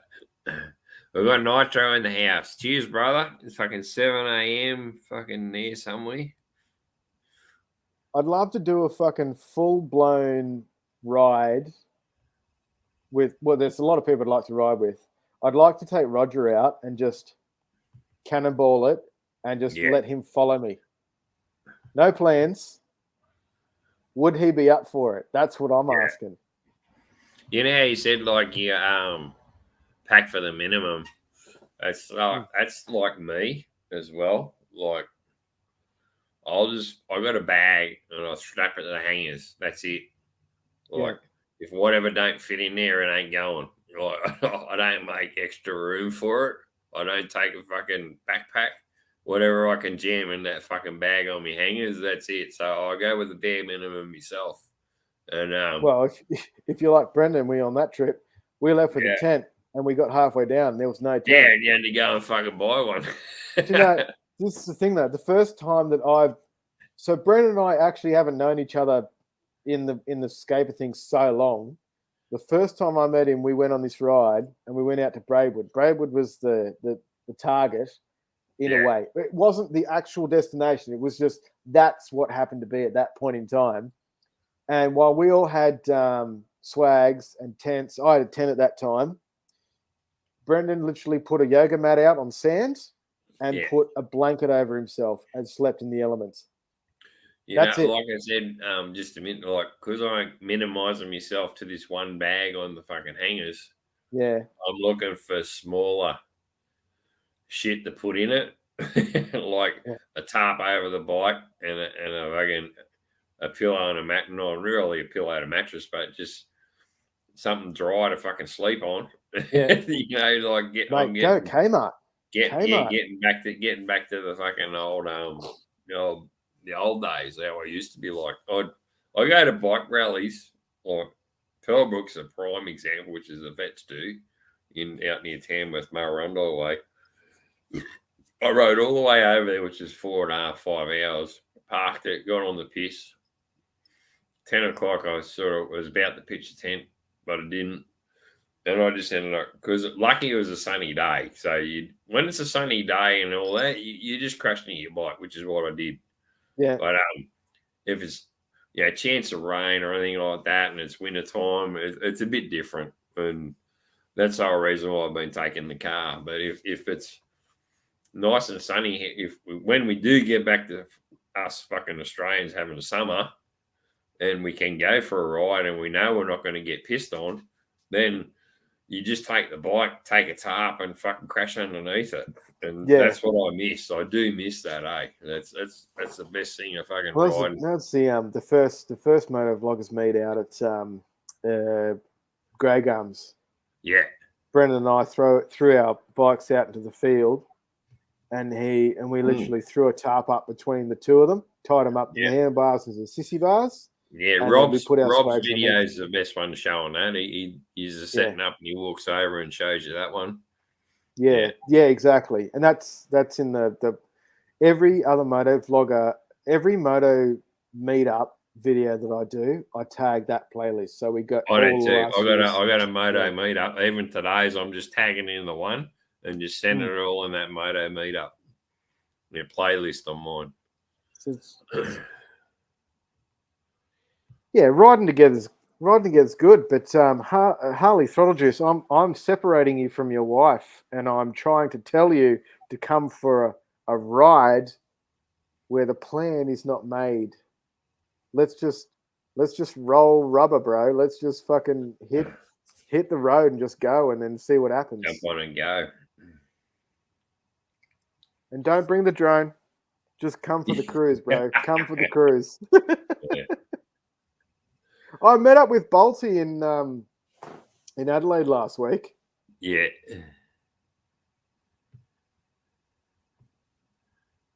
Yeah, well, they've got bigger capacity bikes with bigger fuel tanks. Sorry, question 9.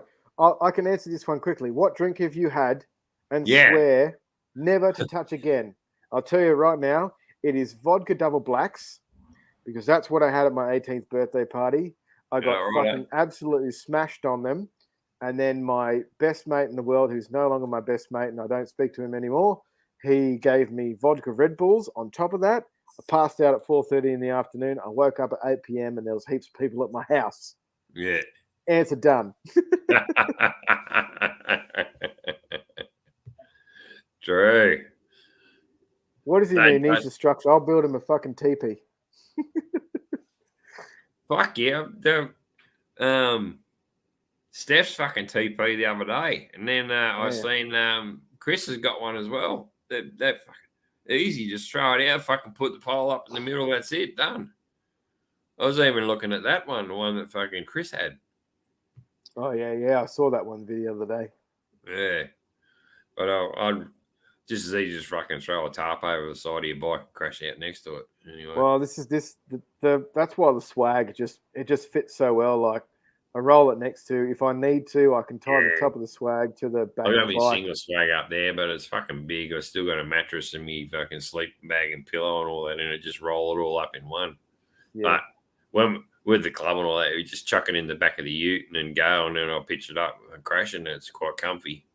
But I think you just got to play it as it goes. Really, that's like a thing. If it's going to be comfy, you want to be comfy.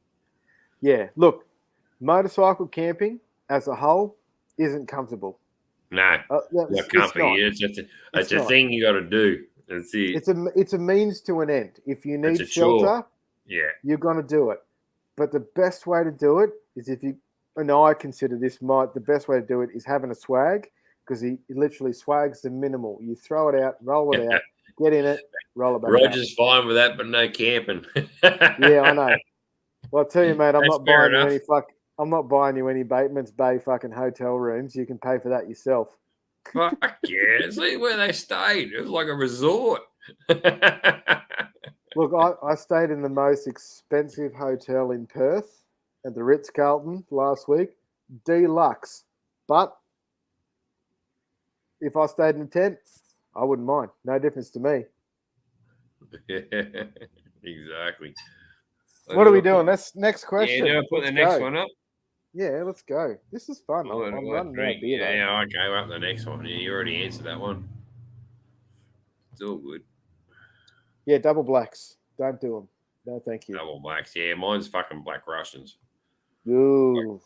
Oh, yeah. Fuck, we had a big mission on Black Russians once, and fucking that was it. Well, actually, we had 15 rounds of beer and then 3 rounds of Black Russians. I think it might have been a mixture. So. This is a good. I like this question. This is a big one. It's a thinking one. It's I'm gonna wait till it rolls around again. Yeah, about to start again now. It's question 10.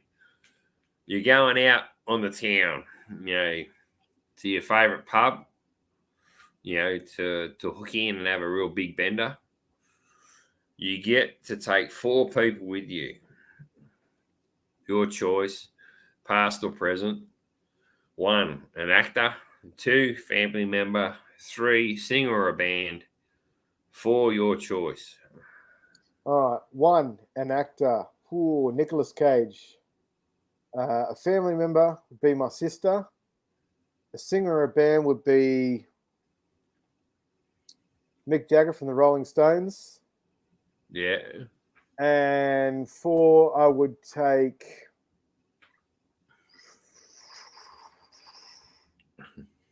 I'll probably take Brendan, to be honest. Yeah. I'll probably take Brendan in the chat. Yeah. He'd want to go party with you, for sure. Fucking oath. Hey, Christian, how you going, mate? 602 North up here. Yeah. Yeah, I think, definitely. I'd, Mick Jagger, my sister. My sister's good value. Yeah. She absolutely hates everything that I do. She's so prim and proper. So I just love to have her experience my side of the life. Look, I'm the older sibling. So yeah, she was the golden child. Everything that she did was correct. Everything I did was wrong. And now that we've progressed later and later on in my life, she's slowly starting to see how much fun you can have as an adult. Yeah. With still having responsibility. And I just love her to be able to see that. Look, because I just know in the back of my head, she's like, why are you doing that? It's like, because I fucking can. I'm an adult.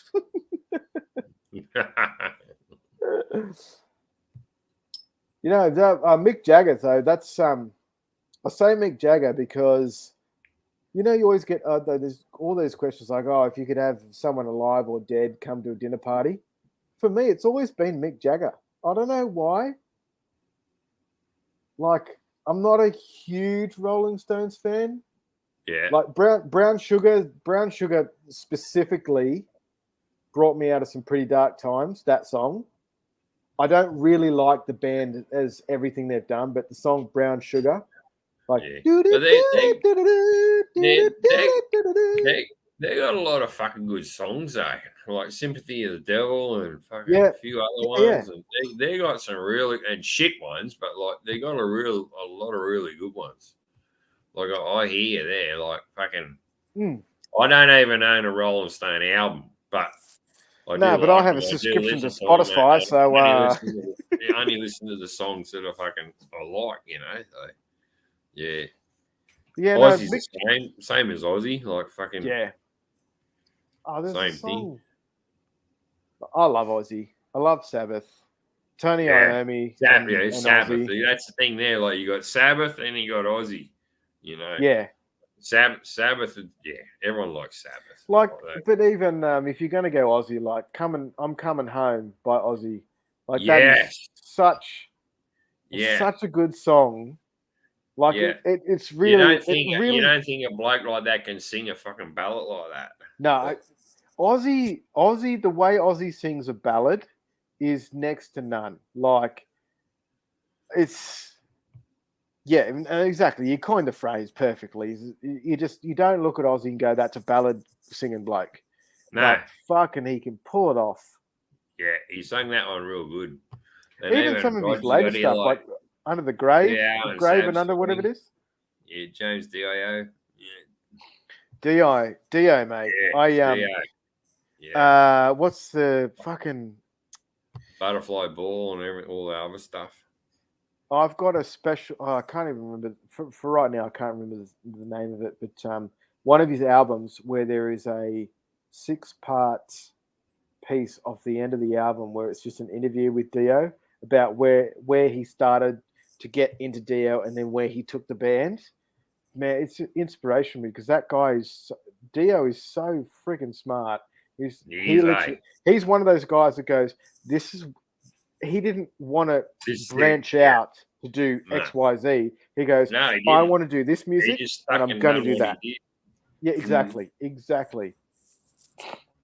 Well, a lot of people don't know Dio, but then fucking yeah.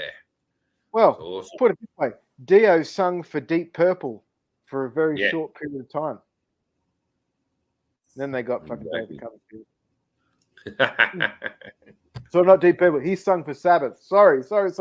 He sung for Sabbath. Sorry, my bad. I'm fucking erupting the comments here.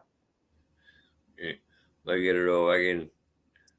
Lita Ford. I hear Flip. I hear, mate. Lita Ford was good. I remember her fucking back in the day. Me and Mrs. Smitty used to fucking listen to her quite a bit. Lita Ford. She was a smokehouse. Fucking oath she was. Rainbow in the Dark is still... Balti, Rainbow in the Dark is a song that I play on the big screen for the boys, and they absolutely love it. And they wonder, why is this little troll man wearing such high heels? Yeah. Low on deodorant. Ronnie James deodorant.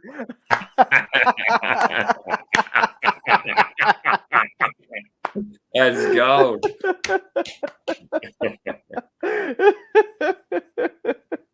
I'm gonna have to double check. I don't think I'm fucking following you. I'll have to fucking get onto him. Mate, get on to Christian. He's a Triumph man. Yeah, for sure. I think Triumph. He's got a rocket and a as Bikes Burgers Beers would say, Big Step, Himalayan, but I'd say a Himalayan. I didn't know that. Was Lita Ford married to Iommi? I didn't know that. Yeah, me either. There you go. Fucking HTJ coming in with the facts. Oh, those chicks rock. Yeah. They were real good back in the day, Hart. Really good. Tiny like Spencer. Because Spencer's this big. You know what? Tonight we've been just focused on more of the chat and then doing the questions. You know what though? This is what I love about this community. Great. Though. It's awesome. It's great. Bring the people into the chat. There's only 19 in here, but we had like 18 or 19 before. It's fucking and we've got new ones in here. All right, question 12. Tattoos. What was your first? Tell us a story about getting your tat. Favorite type, black and grey. What's made you not get it? Well, no, I have tattoos. Yeah, I know. All right. Well, in saying it, my first tattoo is this one, which is a coffin. Yeah. I got that on my first ever tour with the band. We decided to make a trip up to Brisbane. We did a tour of Brisbane, and then we did Brisbane City, Melbourne. And I've got friends up here in Brisbane. I got friends everywhere that have tattoo parlors. It's a weird thing, but anyway, I got in contact with one of them, and we decided to commemorate the experience of having a first tour as a band. So we got these little outlines of a coffin because Yeah. we figured till death. I don't know what you take from that, but whatever. But yeah, it was a fun thing. I've got 1, 2, 3. I think 3. Only 3. Wait, no. Yeah, I think only 3 tattoos, but they're in weird places. So I got the back of my leg done. I've got a big octopus taking down the ship on the back of that, and I've got a tattoo across here that says "Heart Means Everything," which is lyrics from a Day to Remember song, which I also mixed with my grandma's saying of if you never have a heart, you never have anything. So kind of mix those two together to the heart means everything, which is cool. So that's what I've got. Do I regret them? No. Will I get more? Hopefully. Yeah, exactly right. It's just the costume these days. That's it.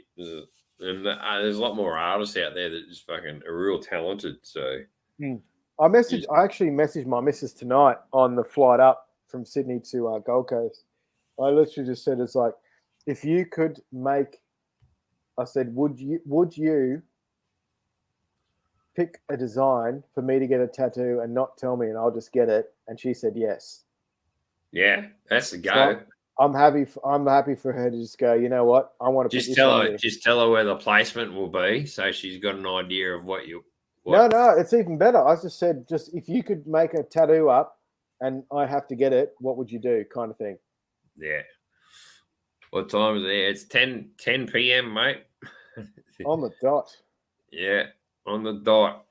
10 p.m. I got to get another beer. I'm drinking that 6-pack. I'm back in the chill. Have a chat to the side chat. Harley Throttle Juice is still there. I didn't get Bolt Forever. I got Bolts Never Die. Oh, Brendan, I should get. Yeah, I'll get that. If you pay for it, I'll get beer can tattooed on my beer can.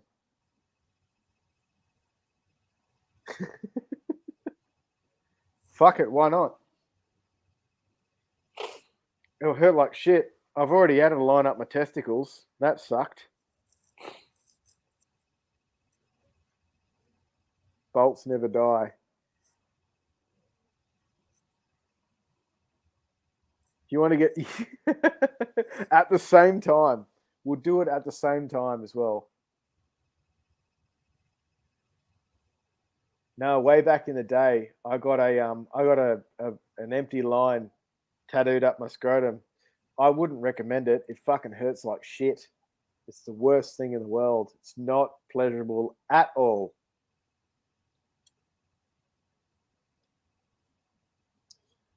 How's everyone doing in the chat? I love that there's a conversation amongst yourself. That's great.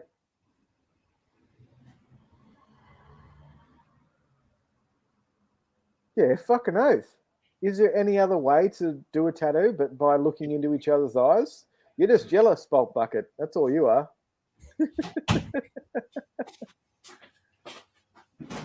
Chewy, I need to come over and play your drums, bro. I'm flipping the blue mule. Mate, you're... All right. I had to have a slash too. Oh, fair call, fair call. Yeah. First time I had that fucking slash on a live, I think. Might be drinking too much. No, we're just talking about tattooing testicles, mate. Ouch. Yeah, it does. There's a bloke in Canberra had a shark tattooed on his fucking cock. It was like, ow. I've had a blank line tattooed up my scrotum before, and I'm happy to put that out into the internet. Blank line. I remember you saying that. Yeah, it's not a pleasurable thing. And then the other one's getting eyelids and fucking lips and all that done. What? Lips? I heard lips aren't that bad. Yeah. Everyone lips and shit. Everyone told me that getting your chest done was really bad, but I've heard that too. So I've got my chest done here. Yeah. And everyone told me that like this would be really bad, but it was actually like all out here on the muscle was really painful, but everything in here wasn't bad at all. Smitty drinking too much. Never. I'll go another. I got another 6-pack in there. I'll keep going. This means I have to go to Dunny a bit more. Nah, it's it. Like, there's a fellow at work. He's tattooed all over, and he was getting a big chest piece done, and he couldn't handle it. He got the line work done, and he's just got to go back different sections to get, extra parts of fucking the whole chest and the brisket and all that done. He reckons it fucking kills. All he thought to Smitty was a shark tattoo on the ramrod or the head. I get a hammerhead. You got to get a hammerhead there. With a Prince Albert. Fuck me, right. Oh, Roger, you funny fucker. Where are you going to put your eagle, Rog? Where's your eagle going to fly? Don't staple your balls, Chewy. It hurts. Fucking hell. I remember at school, this is an old story. This bloke was showing off to one of the chicks in class. He flopped his dick out on the desk. He grabbed, remember the steel rulers back in the day? Oh yeah. She grabbed hold of it. She was about fucking nearly whacked him on the end of the knob with it, but he only just got it off the desk before he got whacked. And he gone, oh, Jesus, far man. Far out. High school. Yeah. Was like, how often do you guys encounter funnel spiders? Not often. When it's raining. Yeah, when it's raining, they want to get out of the fucking weather and their fucking homes are flooded. Australia is made up of nightmares. We got the 5 most venomous snakes, those venomous snakes, and 10 of the most venomous spiders in the world.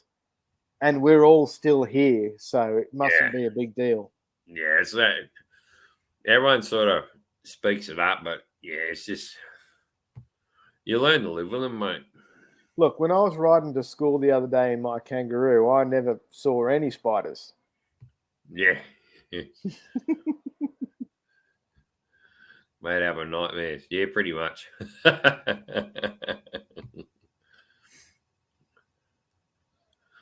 Never seen a funnel web spider.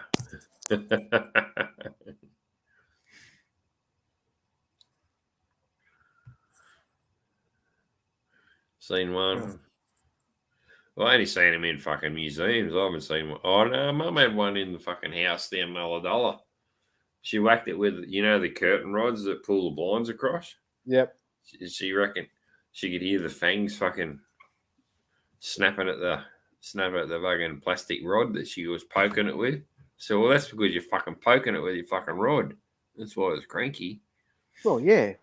Punch anyone in the head a few times and they'd be pissed off. Yeah, it's like a brown. We were out shooting out west out Mount Hope Way, pig shooting. This brown snake crawled out of the house, just cruised past us across the road over into the wood heap over the road. Like, it's just like a normal snake just cruising by. But if you poke it and prod it, it's going to fucking attack you. You don't fuck with those things. No, fucking no way. Yeah. Oh. So we were tattoos were covered. What was your first? Yeah, we've done that one. Yeah, what was your first tattoo? Favorite type, black and grey or colour? This is the thing, is I want to get more, obviously. Yeah. I want to get a leg sleeve done. And I want to get it Back to the Future. It's black and grey. I like it, but I love colour. I love colour tattoos. My chest is black. Hands black. I like a mixture of both. I like black and grey with a touch of colour. Yeah.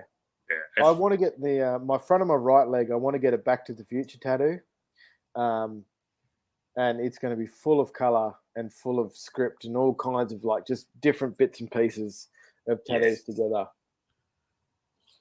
And whatever your wife fucking designs for you. And well, fuck, if she wants to put it on my face, I'll be prepared to do a half face mocker. It might be like Steph, the avocado and Vegemite. That's an awesome tattoo, though. It's a fucking great tattoo, and I'd be happy to. I'll be proud to wear it. Yeah, I love the meaning to it, and I love the tattoo. It's so fucking sharp and vibrant. Like the fucking Vegemite it's a jar full no, is awesome. that's a good story behind that too. Exactly right. Mm. Shame about his fucking YouTube channel. Oh, I couldn't believe that when I read that. I didn't get to hear his voice when he sent it. I heard it like later He on. I couldn't fucking believe it.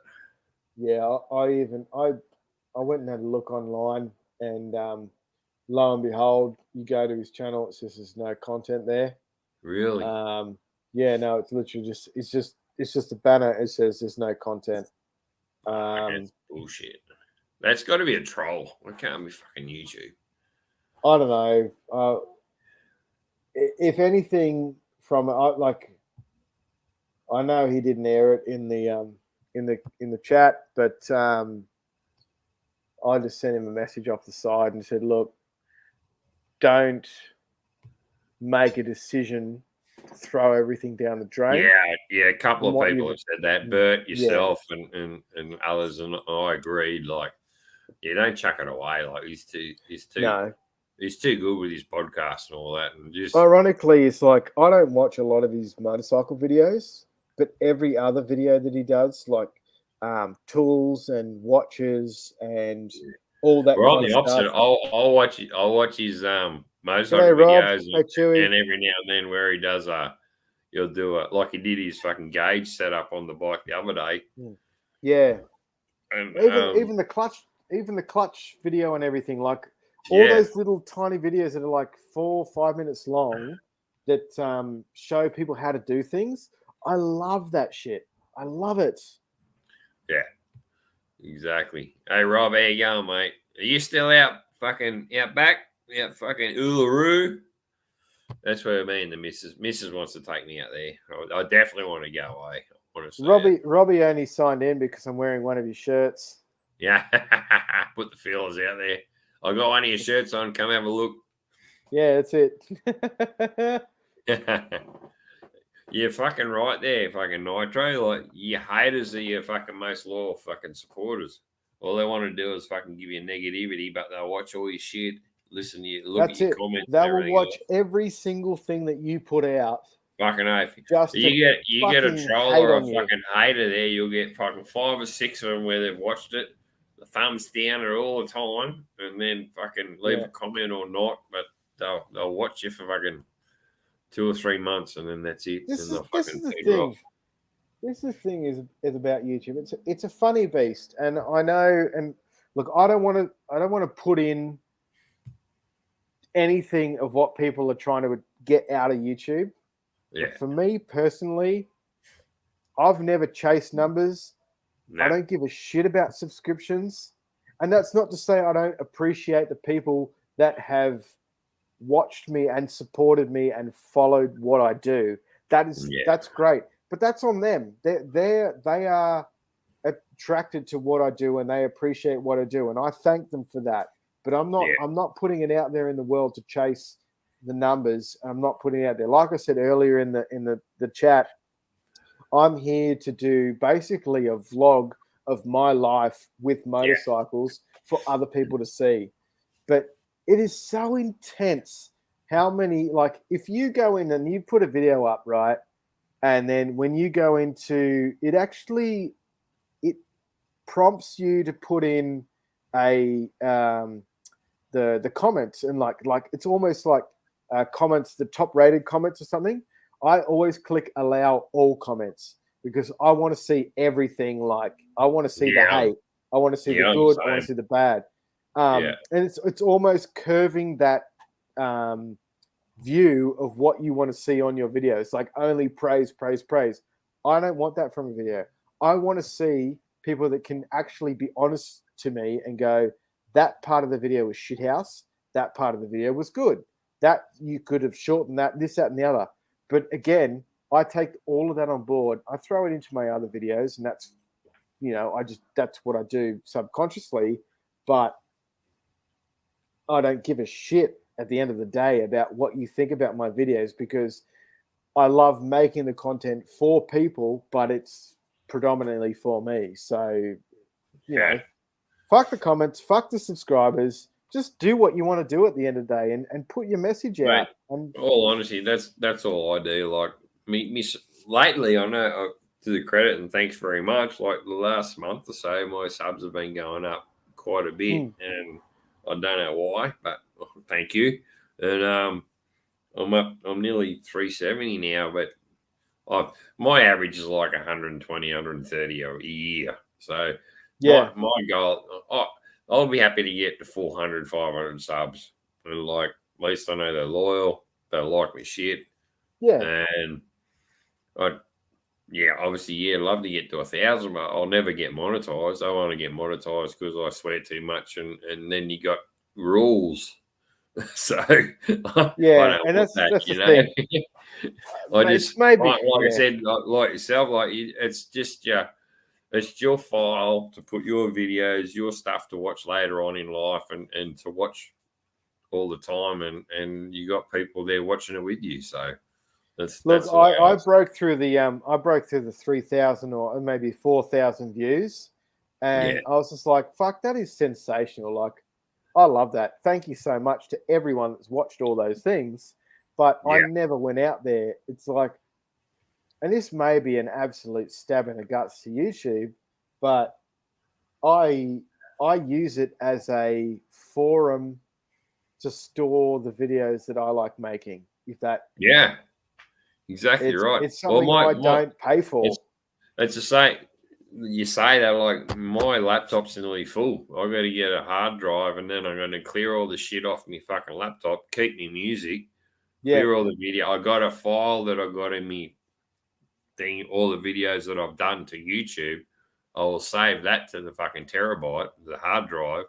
Then everything else, all the footage I'll delete and keep the music so I can keep going and fill it up again. So that's the way I'm going to be doing my laptop. So I'm at I'm nearly full on the fucking memory on the laptop that I got already. yeah. So That's what I'm doing at the end of this year. I've got every video that everyone has watched or seen is all still on this laptop. It's going to go into archive, and then I'll start new. Um, it's something that I'm like in the year. I'm looking forward to some of the stuff. I'm looking forward to doing is I'm taking Brendan on board a bit more, and we've yeah, got some ideas of things we're going to do. It's a little, I like to say, it's a little bit different to the stuff you've seen so far. It's maybe a little bit more off cuff, a little yeah. bit more full on. Well, But mate, if you ever head north, come up this way. Like, okay, I'm 3 hours mate, from Sydney, three I'm hours from fucking I'm Sydney, throwing a swag in and your backyard, brother. yeah, fucking hell, and even come up here, pick me up, and we'll go fucking an hour or so up the road. There's plenty of places up the mid north coast if I can go and crash for sure. Yeah, mate, Yeah, I'd look so forward to it. Like, yeah, time to be able to do it is another thing from actually being able to do it. But yeah, it's definitely something I'm looking forward to. And like I said, like I don't go into this as this is not my bread and butter, but I like doing it because I like being creative. I yeah, like I like making the videos. I like making the memories. I like having the opportunity to be able to look back on what I've created and go, you know what? Yeah, no, I've actually done a thing. I've done something in a yeah. way. So Exactly right, man. I've got another question over here. I popped it up earlier. oh, did you? Advice on life. Yourself, what advice would you give the 15-year-old you?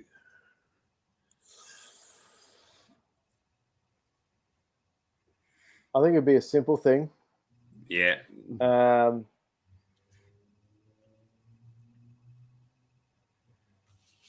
well, something I've only just learned recently, to be honest. Um,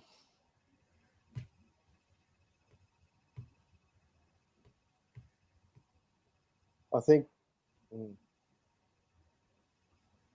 I'd say be positive. Don't take things too negative. If you want to have a crack at it, have a go.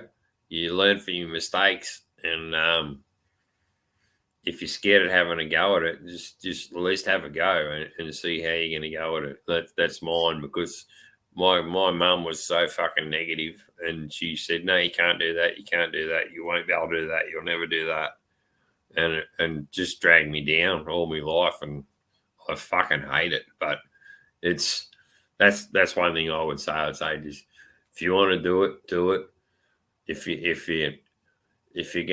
scared you're not gonna make it, have a go at it and see how far you go. And you're not gonna know till you have a crack at it. So that's the way we all learn by our mistakes, and at least have a crack at it. That's what my advice would be.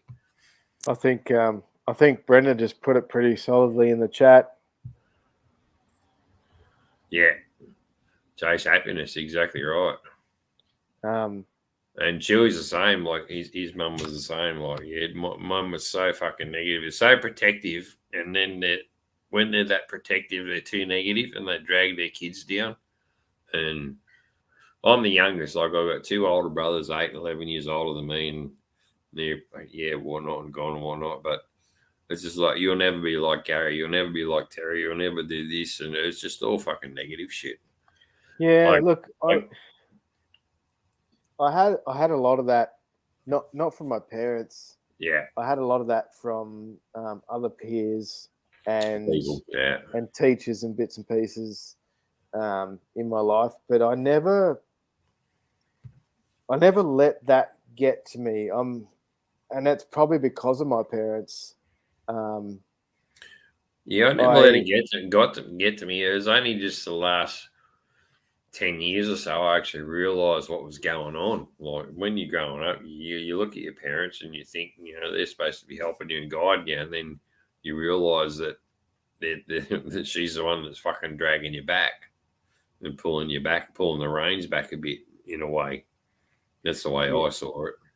Look, I'll take and Brendan knows the gravity of the chase happiness quote. There's been times when he put it to me basically. If anyone knows Brendan, and I think by now I know Brendan pretty fucking well, and I cherish him forever for saying the saying of chase happiness. Is I was in a pretty dark time, and it's such a simple thing to say, chase happiness, but it puts a lot of things into perspective at that particular time within context. But other than that, on the 15-year-old me, I just say generally, and it's the same thing I tell my 6-year-old, my 3-year-old now.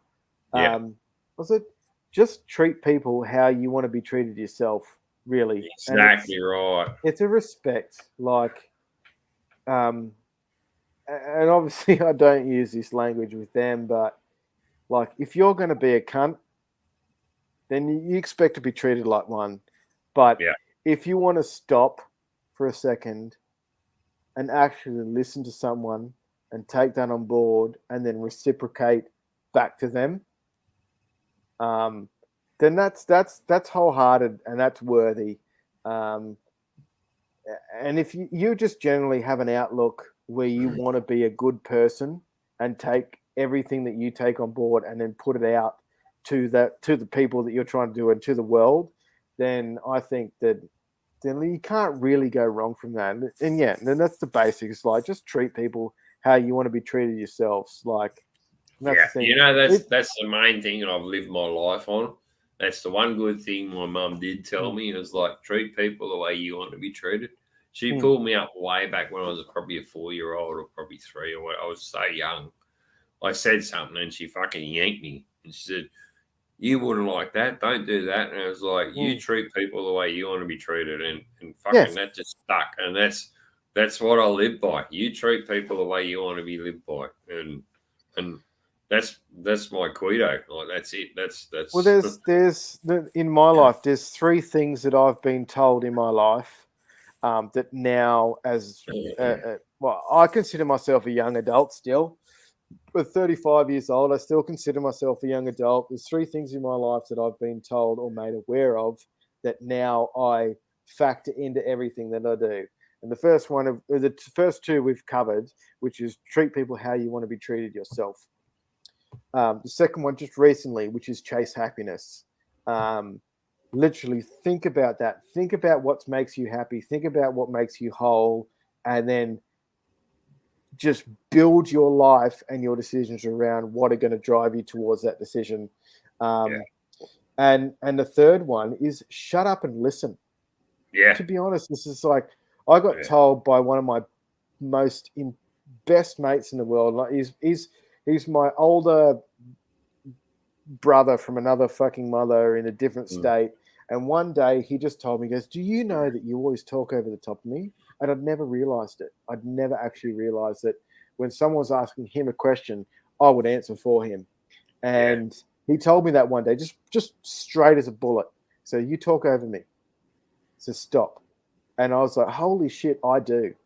And then ever since that moment, I've just been like, holy shit, actually listen to what's happening in the room and then gauge everything from that. So the question is if I could give any information to my 15-year-old self, shut up and listen, chase happiness, and treat people how you want to be treated. No, exactly right. That's like Roger's got an interesting question, because at 15 it would be difficult to comprehend the advice, and that's exactly why I targeted like 15, because 15 is where they go loose, they go rogue, and that's sort of where they need, probably just prior to 15 they need the advice, but at the last resort, 15, you need to sort of give them a bit of not a kick in the ass, but just like, you got to give them something to fucking look forward to and what to do. And that's why I enjoy having the children that I have now at the young age that I do, because like everyone's going to parent their kids in their own way, and that's totally fine. And the way that I do it with my kids is I'm open with them, even at the age of 3 and 6. I'm open with them. I swear with them. I'm real with them. I'm raw with them. I share my emotions with them, and I tell them if I'm pissed off, I'm pissed off, or if I'm upset, I'm upset, or if I'm angry at them, I'm angry at them for this reason, because I've had to do X, Y, Z, and they haven't listened, and this is why I'm angry. And I share all of that with them, so hopefully when they become mature of mind to compress that information into a decision or a process, that they can then use that to then become better people, or at least at the minimum to make the right decision at that point in time. Exactly right. You got some good combos coming in the side chat there, and good. Yeah, I'm sorry. I'm like I get carried away with it, and there's a lot of stuff going on inside of it. It's great. This is, mate. We're going over 2 hours. It's awesome. Like it, but we're talking responsibly. Like it's good. It's well, this is the hardest thing I find about like the having boys. the motorcycle. We've still got 9 in the chat. It's still fucking going strong, and the final question's there, but I reckon we'll fucking have a bit of a chin wag after it as well, depending if we want to go to sleep. Future plans for your channel this year, and what should we keep an eye out for? What's the number one thing to do on your bucket list?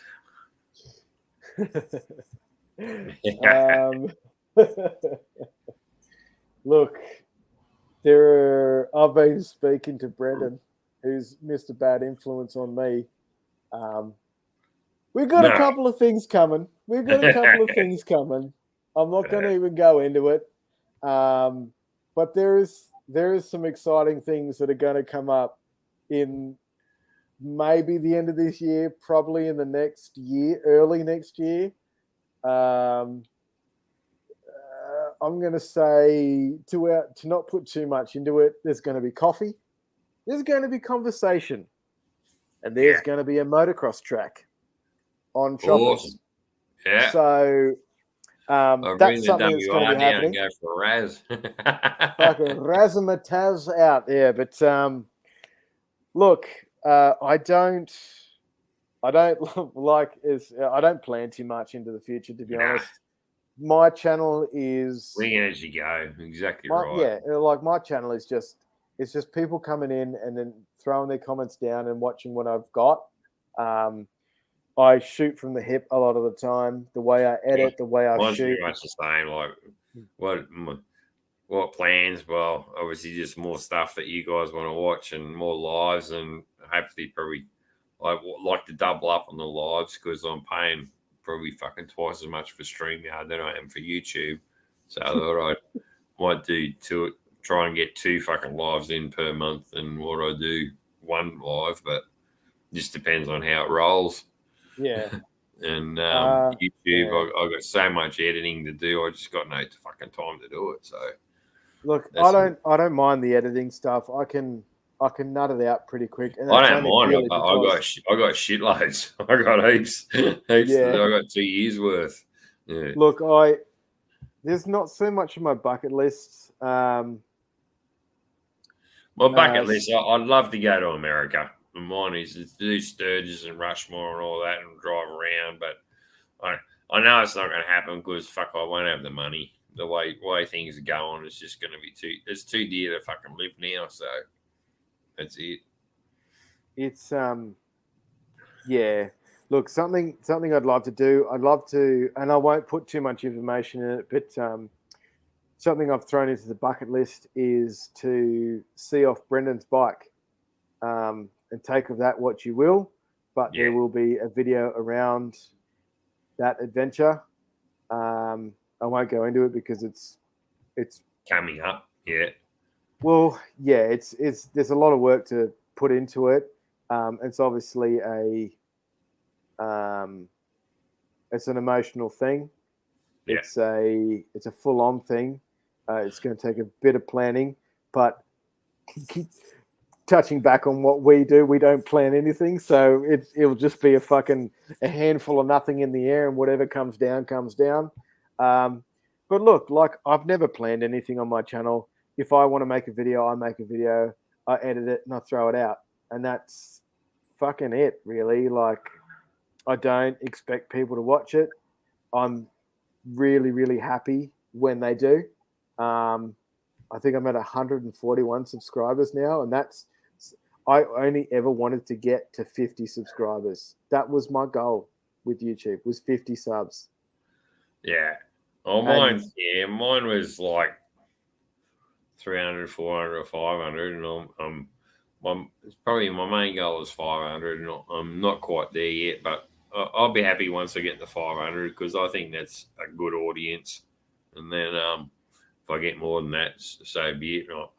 I'm grateful with the ones I got now. So yeah, it's just I'm slowly rising, and that's it. It's just the way it is. Yeah. I think that all my subs are completely organic, and yeah, I don't look. We don't do bullshit. It's just you like us or you don't, really. That's it. You know, like I'm not. I'll joke and say, "Hey, subscribe to my channel because it's free." But if you don't, fuck it. Like it's no skin off my nose. Like exactly like you said, Smitty. It's you like me or you don't, and that's okay because everyone's different and everyone likes their own shit. Like there are people in our community that I've watched their videos and I haven't commented because I don't like it. It's not exactly me. Yeah, exactly. Then you got like the thing. Everyone's going to be different because everyone's got different editing apps. So like my apps are completely different to yours and completely different to Bolt Buckets and Rod's. Like everyone's got different apps to put their shit together. Some are better than others, but not even that. That's what we've paid for. So, or with me, that's what I paid for. So that's why I'm going to use it. I don't look. I people have put together videos for however and whatever they've paid to do so. Like I'm talking the actual content at the end of the day, regardless of how it got there. Yeah. Like there's some shit that's great, and there's some shit that's not so great. And I expect exactly the same for me. There are some people that are going to love some videos, and there are some people that they're going to just go, you know what, that was a bit meh. And I'm okay with that. And that's totally, and this is what I love about the forum of YouTube, is people have the ability and the right to choose what they like and what they don't like, what they want to comment on, what they don't comment on. And I know some people are driving for the numbers, and I know some people are working hard for likes and comments and subscribes. And like, that's particularly not me. Like, I'm just happy about being able to create content that other people can see and maybe enjoy. And you know what? It doesn't fucking matter. Like, there are it fucking hurts my feelings sometimes when people don't get a like or a comment because they've worked so hard and they get miffed by that. And that shits me because I feel like they deserve that comment and they deserve that like and they deserve that subscribe and they haven't got it. But it's not the be all and end all. And I don't know, I could go on forever for it, but that's not exactly me. Right. But some people are chasing it, and that's fucking fantastic. And drive on and drive on and drive on and achieve what you need to achieve to get your validation. Good on you for that. But there's other people out there that are just doing it for the sake of, you know what, this is a bit of fun. And good for you for doing that. Yeah, that's my. But it's a bit of fun. I'm putting I'm logging what I want to in a file eventually, and like I got footage that's 2 years behind. And I got new stuff, so I'll be doing new stuff. Then I'll be doing old stuff. I'll just be fucking weeding it all together till I eventually get it all done. So it's either you like it or you don't. So that's it. That's the best part about it is like this is your story. This is your adventure, and not everyone has to like it because it's not about them. It's about you. All right, we've got a final thing here because we've done our 13 questions, which is good. We've fucking beat fucking Ice Spike. The final. Thank you everyone for hanging in here. Still Harley Throttle Juice is like here. He said he was going to bed. It's way past your bedtime. I know, he's Chewy, Bolty, Gunpowder Nitro, Flip, you're all here. Thank you so much. And when he will ask the question, say, where was it here? Fucking Rogers fucking popped the question up for us. What's your most emotional moment on your motorbike, on your bike? Yeah. Wow, that's a good question too. But that's for both of us. You go first, me. I'm trying to think.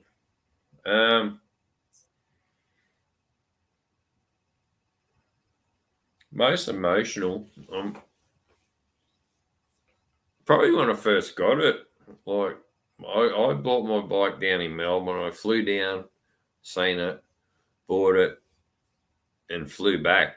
And I didn't even ride it. It was a fly in, have a look. Yep, okay, I'm getting this bike for this price.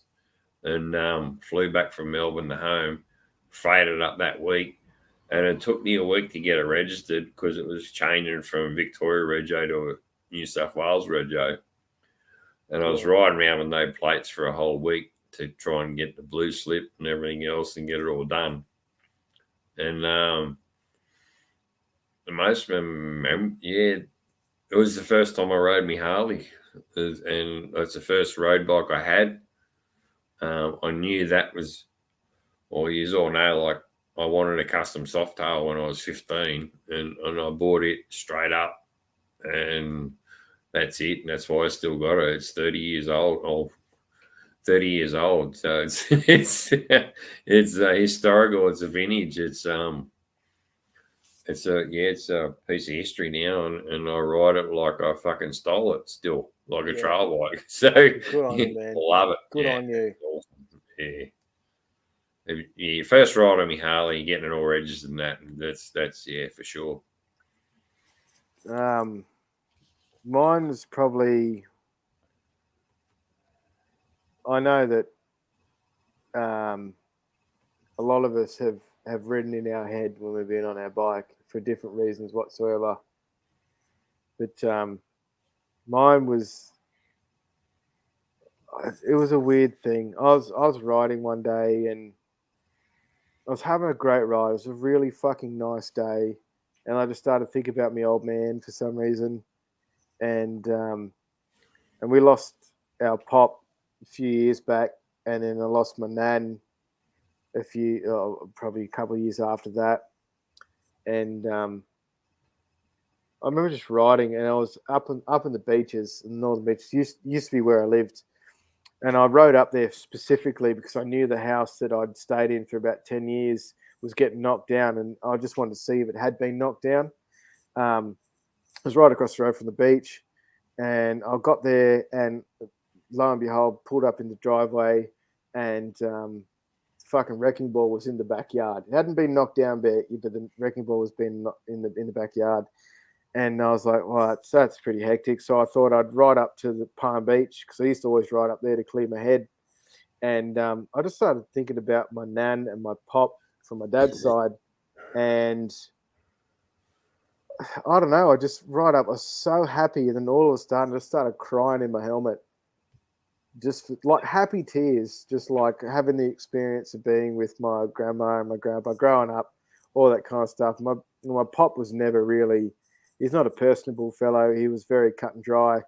My nan was always, she's the kind of nan that you walk inside, you've been dropped off. She's like, oh, have you eaten something? Do you need something to drink? You're warm or cold? And I was, for some reason, between Avalon up and Port, I just fucking bawled my eyes out. And I got to the end of it and just realized, I mean, they're both passed. And I thought, I started laughing, just going like, why the hell did I? And it made me, at that particular moment, it just made me feel like when I'm on my bike and I'm in my head and I'm by myself and there's no one around, crying, laughing, singing, whatever, like it is the most raw feeling that you can ever have. It's so compounding on your brain to have that much emotion and feeling in one specific moment. It's fucking pivotal, to be honest with you. Yeah. And I still remember, and every time I go along that stretch, because I've still, to this day, I ride up to Palm Beach and I do a hike up to the lighthouse, and I go and sit on the fucking eggshell rock because that's where I used to fucking go and hang out and clear my mind. Every time I hit the little stretch of track between Avalon and Whale Beach along the coast road, I don't cry in my helmet, but the feeling of wanting to cry and wanting to release everything that's bad at that point in time inside of me, it is so strong. But which just made me feel better about my mental stability to be able to go, I want to cry, but I'm not going to. And I got control over that now. But yeah, I just remember that was the most emotional time, I think, in my helmet and in my head that I've ever experienced. And I've had others, but that was probably the penultimate fucking moment. Yeah, still now I've got chills thinking about it. No, that was a good question. Yeah, good question. Oh, no, thank you, Rod. Yeah, it is another one. Like the hardest lesson you've learned in your life. Like, fucking wow, I'm 52. So, the hardest. I've always respected my elders because my like you said before, like with you, what my old man, like handshakes everything. Like fucking, you don't get much out of him. It's not like I love you or anything like that, or hugs or cuddles or fucking anything like that. It's the handshakes it. That's all you get, and that's pretty hard.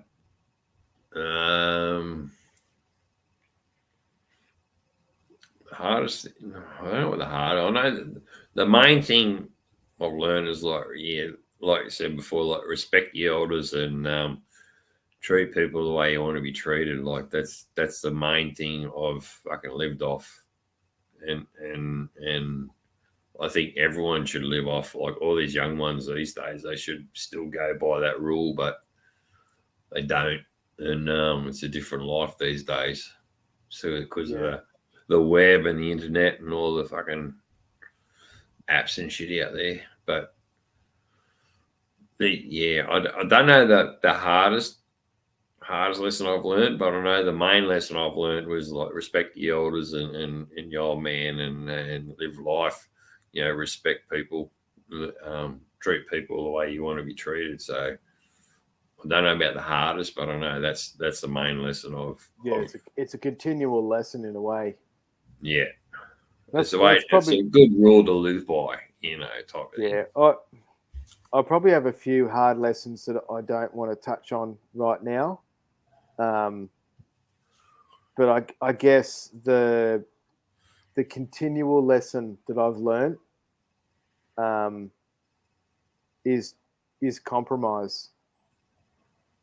Yeah, I think there is a certain degree as an individual of what you want to achieve in self and what you want to be seen as an individual, but as life deals the cards, you are not solely an individual. There is a partner, there's a loved one, there's a parent, there is a child, and you need to compromise yourself between all of them yeah, to be your best self. And that's one of the hardest things. Is I grew up in a very individualistic way of thinking. I was always I had love and I had support from different people and parents and family, but because of that, it drove me harder into being an individual.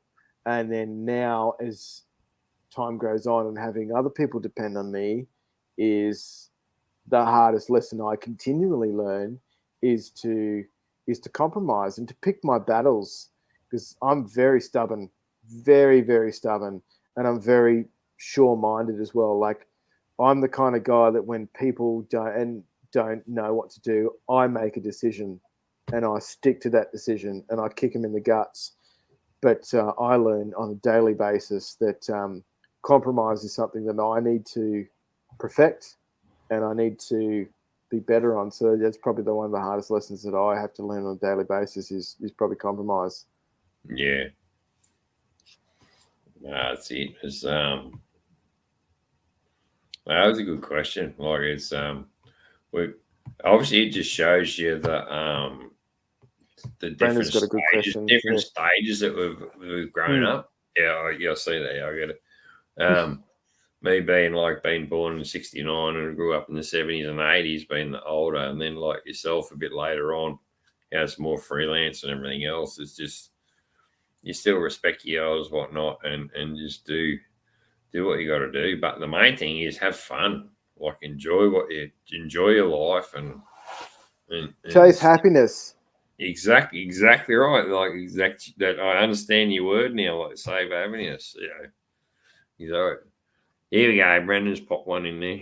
If you could only have one bike for, I got it. Yeah, me too. Me too. I got it. I wanted my custom soft tail since I've seen the. Oh, Brendan doesn't know the story yet, and probably a few in there don't know. Like when I was 15 years old, and my old man had a bread run, and in my school holidays, I had to do the bread run with my old man. So I was going to bed 7 in the morning, afternoon, and waking up 1, 2 in the morning to go pack the bread and then go do the bread run every morning. In Ulladulla, there's a pub called the Marlin, which is right on the intersection, the main pub in town.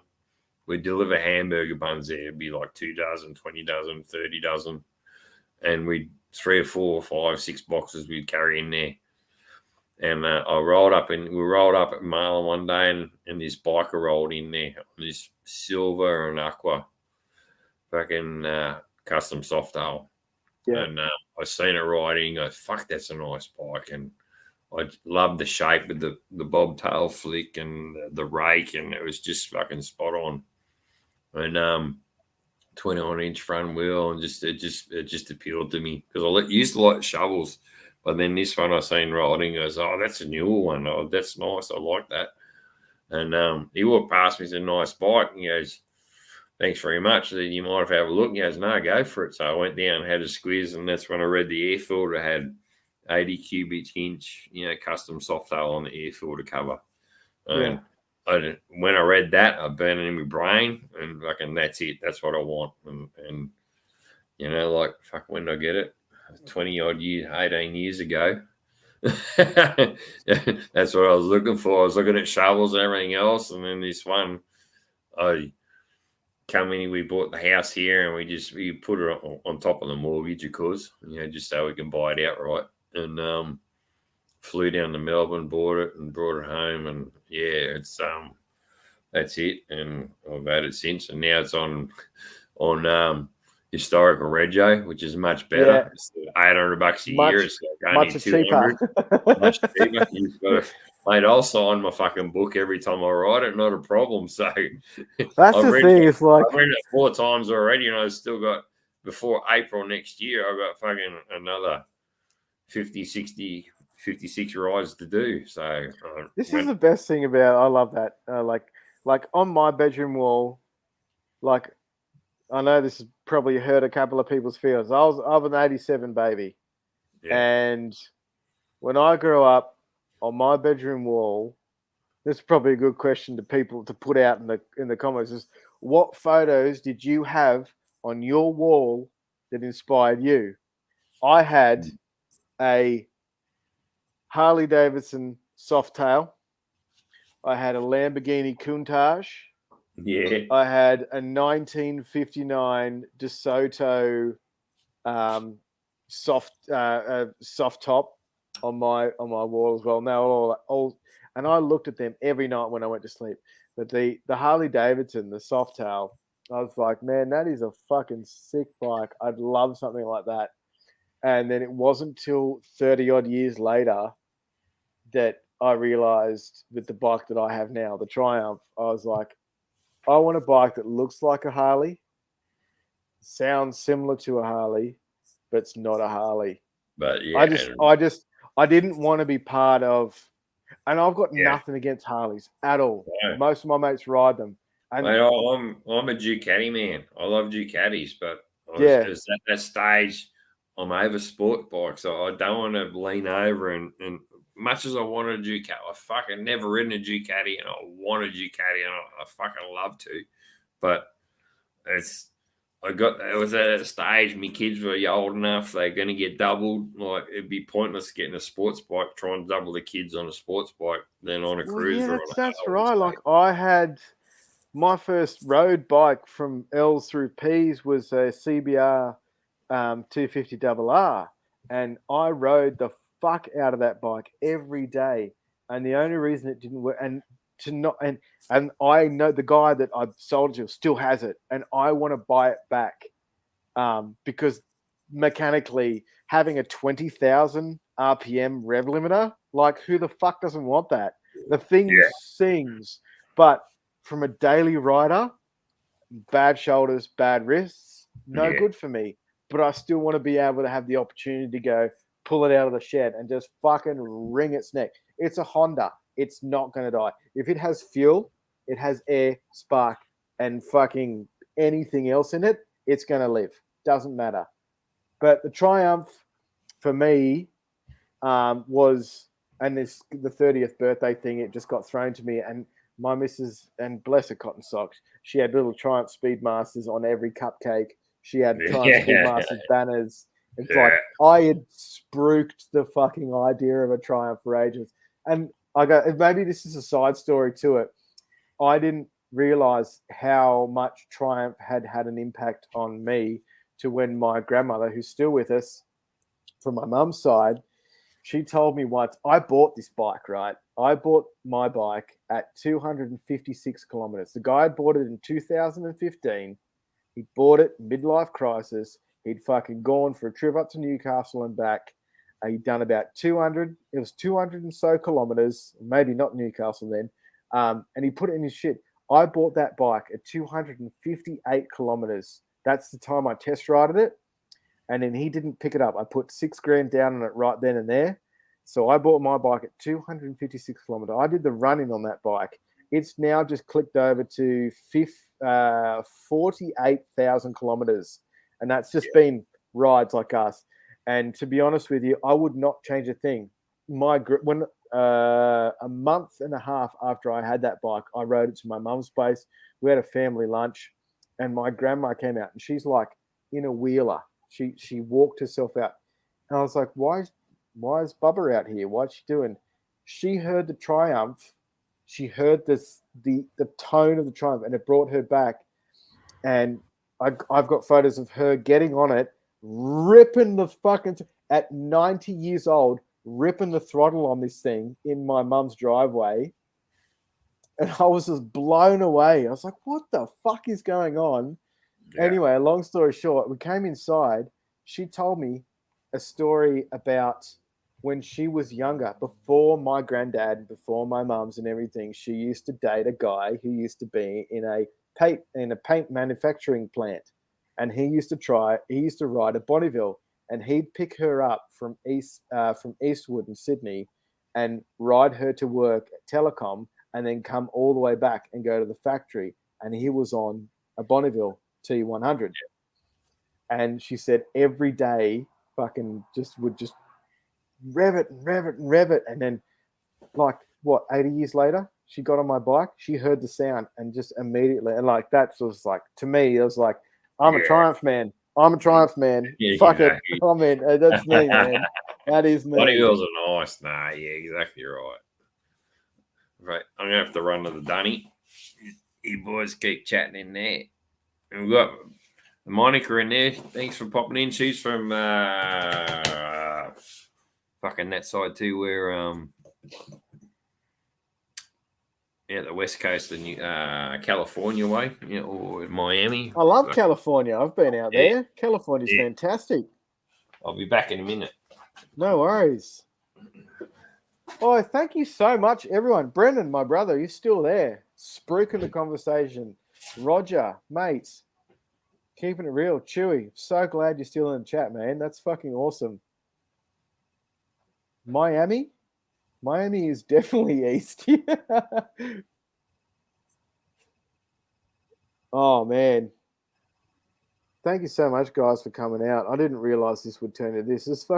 We've almost gone 3 hours. Thank you so much for the chat. Fire out, Brussels sprout. Are you on your phone, Roger? You got like buds in or something? Dude, I got to be up at 5 o'clock in the morning. I don't even care. This is what I love this community for. It's fucking, we're just here. We're having fun.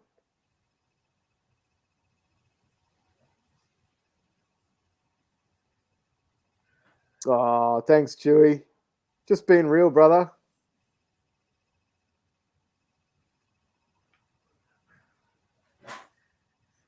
Brendan, I'm going to come back to Sydney, mate. We're going to fucking shoot. We're going to cannonball it out somewhere. I don't know where, but we just get on the bike and we'll just ride somewhere for an afternoon. I'm so fucking keen. Awesome. I seen earlier in the chat too. Chewy wanted to look at a fat boy, and yeah, I saw that. And Roger said, "Yeah, Fat Bob would be probably better." I reckon. Yeah, try both them, Chewy. Like the new Fat Boys are nice. If you go back to that Vets bike show I showed, they had the new Fat Boy there. They got the real wide tire and the big nice ape hangers on it, and they look quite nice. And the Fat Bob, the Fat Bob's a really good all-rounder Harley. It's just like a motocross bike, and you jump gutters and ride it, and you can hook in. You can really wrestle the fucking Fat Bobs around, and they'll just take it. But it's good. Thanks, Monica, for popping in. That's good. We're this is the longest stream ever, so that's only because like everyone's participating. I like to thank everyone in the side chat for giving us these extra questions and for hanging out with us. Like, I'll go to work hungover tomorrow, but who gives a shit? It's all good, mate. I've got 2 shows tomorrow. I'm up on the Gold Coast. I've got a breakfast at 6 a.m. in the morning, And Oh no, I'll then still be in bed. I'll be nah, getting up then. I'll be getting up then. That's for I'll be sure. getting up at 5:30 in the morning. I'll be going downstairs at 6. I've got a show from 6 till 9. Then I'm going to transfer from the Gold Coast to Brisbane. We do the same show from 12 o'clock to 2 o'clock. And then I'll fly back to Sydney at 5 o'clock. And I've got the same show tomorrow, not tomorrow, but on the 15th in Sydney from 3 p.m. to 5 p.m. Yeah. That's what's happened when you got multi-million-dollar clients. You do whatever the fuck you need to do to make it happen. Exactly right. You got to do it, eh? Yeah, I mean, I love it. You know, at the end of the day, like, yeah, it pays my bills, but I fucking love this shit, man. Like, I'm about making the relationship. I'm not about making the money. Hey, like, if you make the right relationship, they're going to keep coming back to you 100% of the time. And then what you charge becomes nothing because they have the trust and they have the ability and they know that you're going to perform, and that's all it comes down to. There's a lot going on in the side chat. Yeah, I'm catching up because having the leak and whatnot. Oh yeah, the Chewy's trip to Queensland. Let's fucking touch on that. Fuck me, Yeah. that was on a sports bike too. Like that was That's good a fair gunning. fucking hike. That's like a 6-hour drive from fucking 6-7 hour drive from Sydney. Mate, you fucking killed that. I watched it hook, line, and sinker on your Insta. Tara's like halfway, and like we're 3 hours from Sydney, so it's like 6-7 hour drive, fucking to where he had to go. Full blown. Yeah, Well done, mate. But you didn't win. He was going to call back in, but he ended up going inland. Sports bike tourer. You're on a. If you're like this, you're on a sports bike. If you're like this, you're on a cruiser. That's the delineation. or like this, yeah, because mine got the western bars. You any like this? Or like this? That is leaning over like this, or just sitting back there like that. Then you're on a sports bike, buddy. Exactly. There's only two types of bikes in this world. The whole reason I went to Harley over the Ducati, I tell you, it's exactly right. I didn't like fucking the idea of leaning over the tank and fucking hanging on for dear life. Much as they go much quicker, but yeah. Evans, what Chewy's like 7'14" now or something like that? Yeah, 7 foot something. Yeah, Chewy, I get sore wrists too, but that's not from riding. I'm gonna wrestle. That's it. That's like how towards Big Bert. Like it was awesome seeing him. I so loved that seeing him down the fucking. He gave me a cuddle at the meetup, and he crouched down and he still hugged my forehead. Yeah, you see the picture of Spencer and it would have looked like Spencer was giving him a blowy. It was funny. Actually, sorry, it was VS chick. Stacey's taking a photo of Bert. She's got her in the selfie and chopped Bert's head off. Oh, yeah, I didn't see that. She's taking about 4 or 5 of them. It's like she's like this. Bert's straight across the head. It's like it's so having funny. a conversation with Bert is like this. Yeah, no, it's Tasmania is a great period. Yeah, that's what it's exactly like. It was so funny. She goes, check these out. She showed us about 3 or 4 photos of her and Bert, and they're all fucking chopped in there. She cut his head off. Well, I think it's about time I see what's in the minibar. The minibar? Don't do it. They pay too much. Work pays for this one. Oh, you're right then. Hook in. Who else is in this chat? Danny DeVito and Arnie. Come on, give us. I say let's wrap this up fairly shortly. Let's have 2 more questions from the chat. Yeah, and I think that's probably gonna sum us up for the next. It's been fun. I fucking love this, to be honest. Yeah, it's the fucking. That's Someone the throw a longest one question we've had. out. Like it's nearly fucking 3 hours. We're costing Smitty a lot of money. Stop. No, you're not costing me fucking nothing. BRB. Yeah.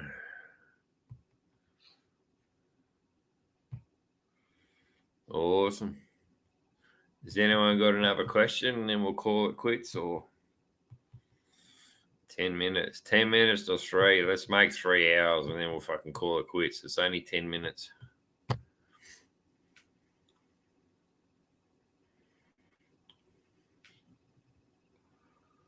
Yeah, exactly right. What's this? Danny DeVito and Arnie. Yeah, twins.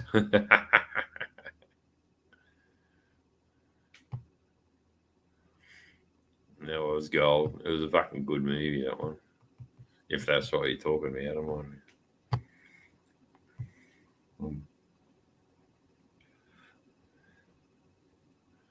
Nah, they're not trying to cat. 3 hours with my heartstrings.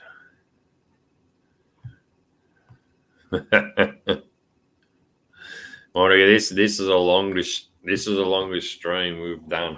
It's gone extra long because we just had the meetup probably 2 weeks ago, and everyone really is still buzzing from that.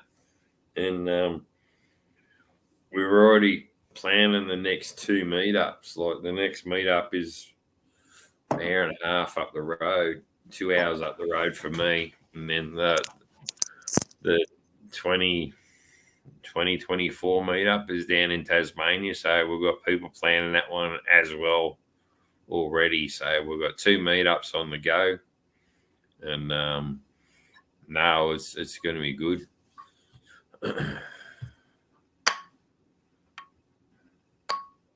I can open this bottle with another bottle. Promise. There you go. Nailed it. Ching, ching. Nailed it. Having a Heineken now. It's the Yeah. only thing that's in the fridge. Heineken. Heineken. Thank you, everyone that stuck around for us boring old fellas talking about. I reckon we might turn the table on, and the ones in the chat, we should fucking give them a question. Oh, It's yeah. like a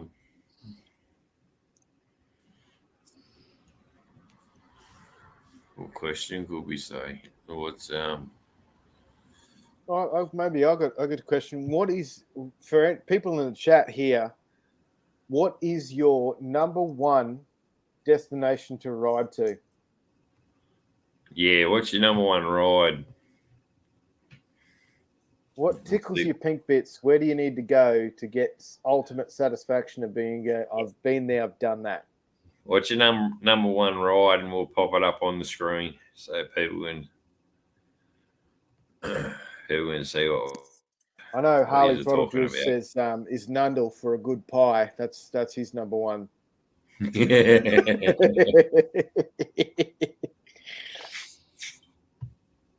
there'll be Heather Bray. Ooh, nah, Heather Bray can get fucked. Yeah, fuck Heather Bray. I know. I remember. Overpriced Rob shit Harley pies. Throttle Juice called in there, and it was just a fucking average pie. It's not great. It's fucking packed, and Yeah. it's shit ass. It's only a name. That's all it is. And Yeah, 100%. 100%. Flipping the Blue Moon says corner bar. Yeah. Fuck yeah. Blah, blah, blah, blah. Oh, side question to Harley Throttle Juice is when you getting the new HG Super Sport fucking Street Glide Diablo. Tomorrow.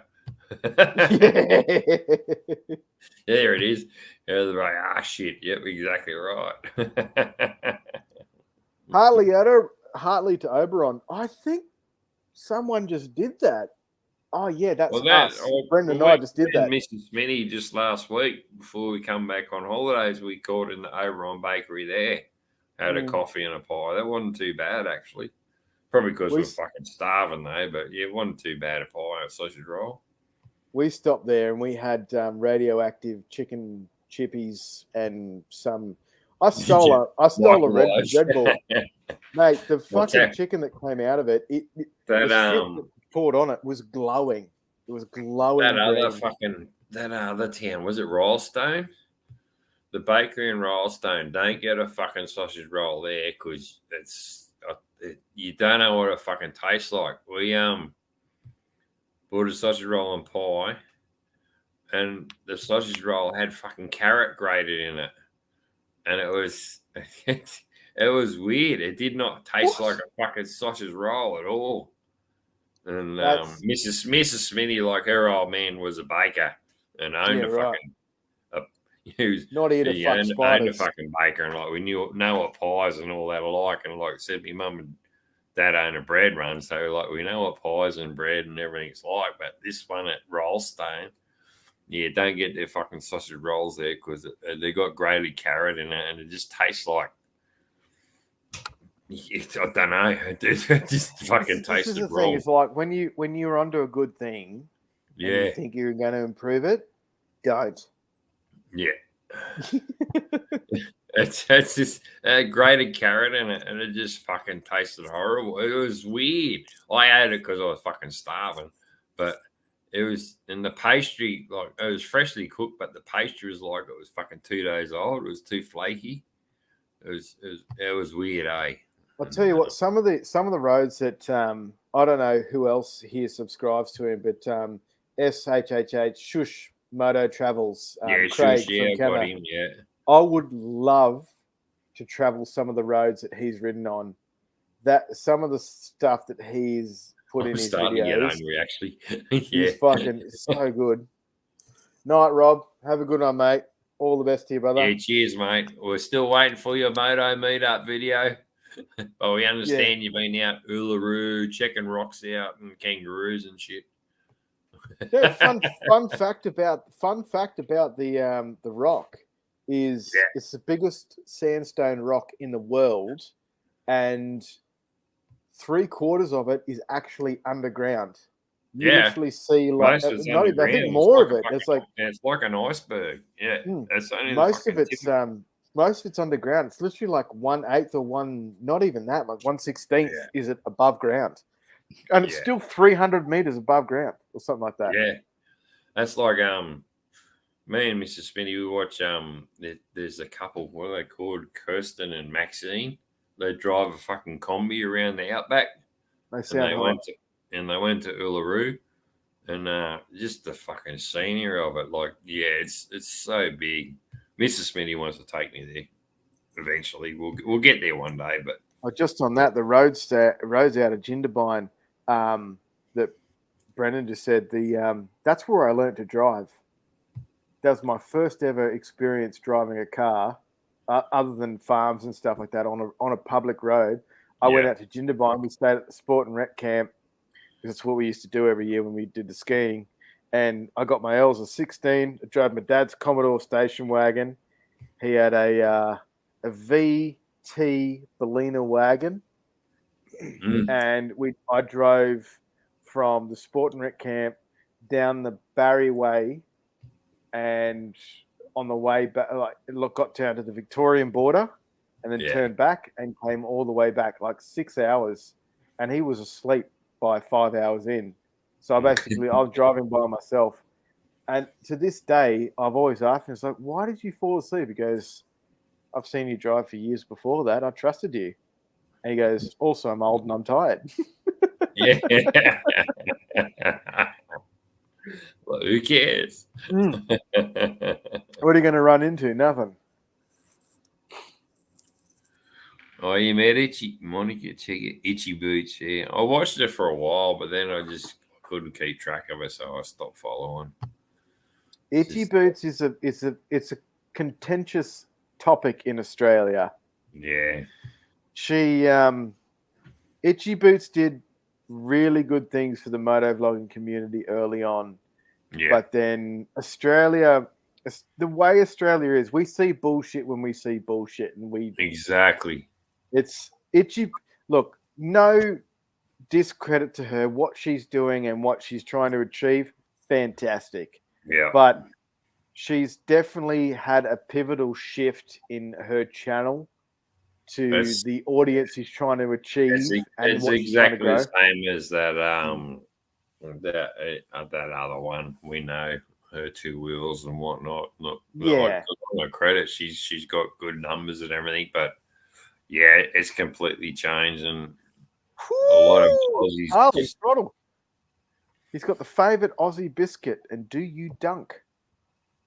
Fucking Ooh. Smitty. Fuck yeah, the Anzac biscuit. Oh, and what are you dunking in, mate? Coffee. Oh, see, Yeah. Fucking I'm gonna throw it out there. I'm gonna say Tim Tim Tam, Tam. Tim Tam. Tim Tam, and a cup of English breakfast for me. Yeah, right. And then So suck the the chocolate first- through the guts of it. But the first time, so I had a conversation about this with my missus, and I asked her, "What is a Tim Tam Slam?" And to anyone else in the world, that sounds disgusting. But a Tim Tam Slam, to me, which is completely wrong, is, and I thank my metal fucking headed father for this. Double coated dunker. I had a Tim Tam Slam, and the way I was introduced to Tim Tam Slams was very late at night when he'd finished drinking very, very nice red wine, and I was still a young fella. He would be drinking port with his mates. So he'd give me a Tim Tam, we'd bite the corner off, and we'd sip port through double chocolate Tim Tams. And he told me that was a Tim Tam Slam. And for anyone that hasn't tried that, I strongly recommend the double chocolate Tim Tam through a nice tawny port. Fantastic. But what I learned is the actual correct way to do a Tim Tam Slam is through a hot beverage Tim Tam, so it melts the chocolate. Yeah. But for years, I was just like, you know what? Tim Tam Slam, that's fucking port. Yeah, exactly right. The old man was onto a good thing. That's all good. Just fucking soak it. No, Chewy's going to die, mate. You need to plug in.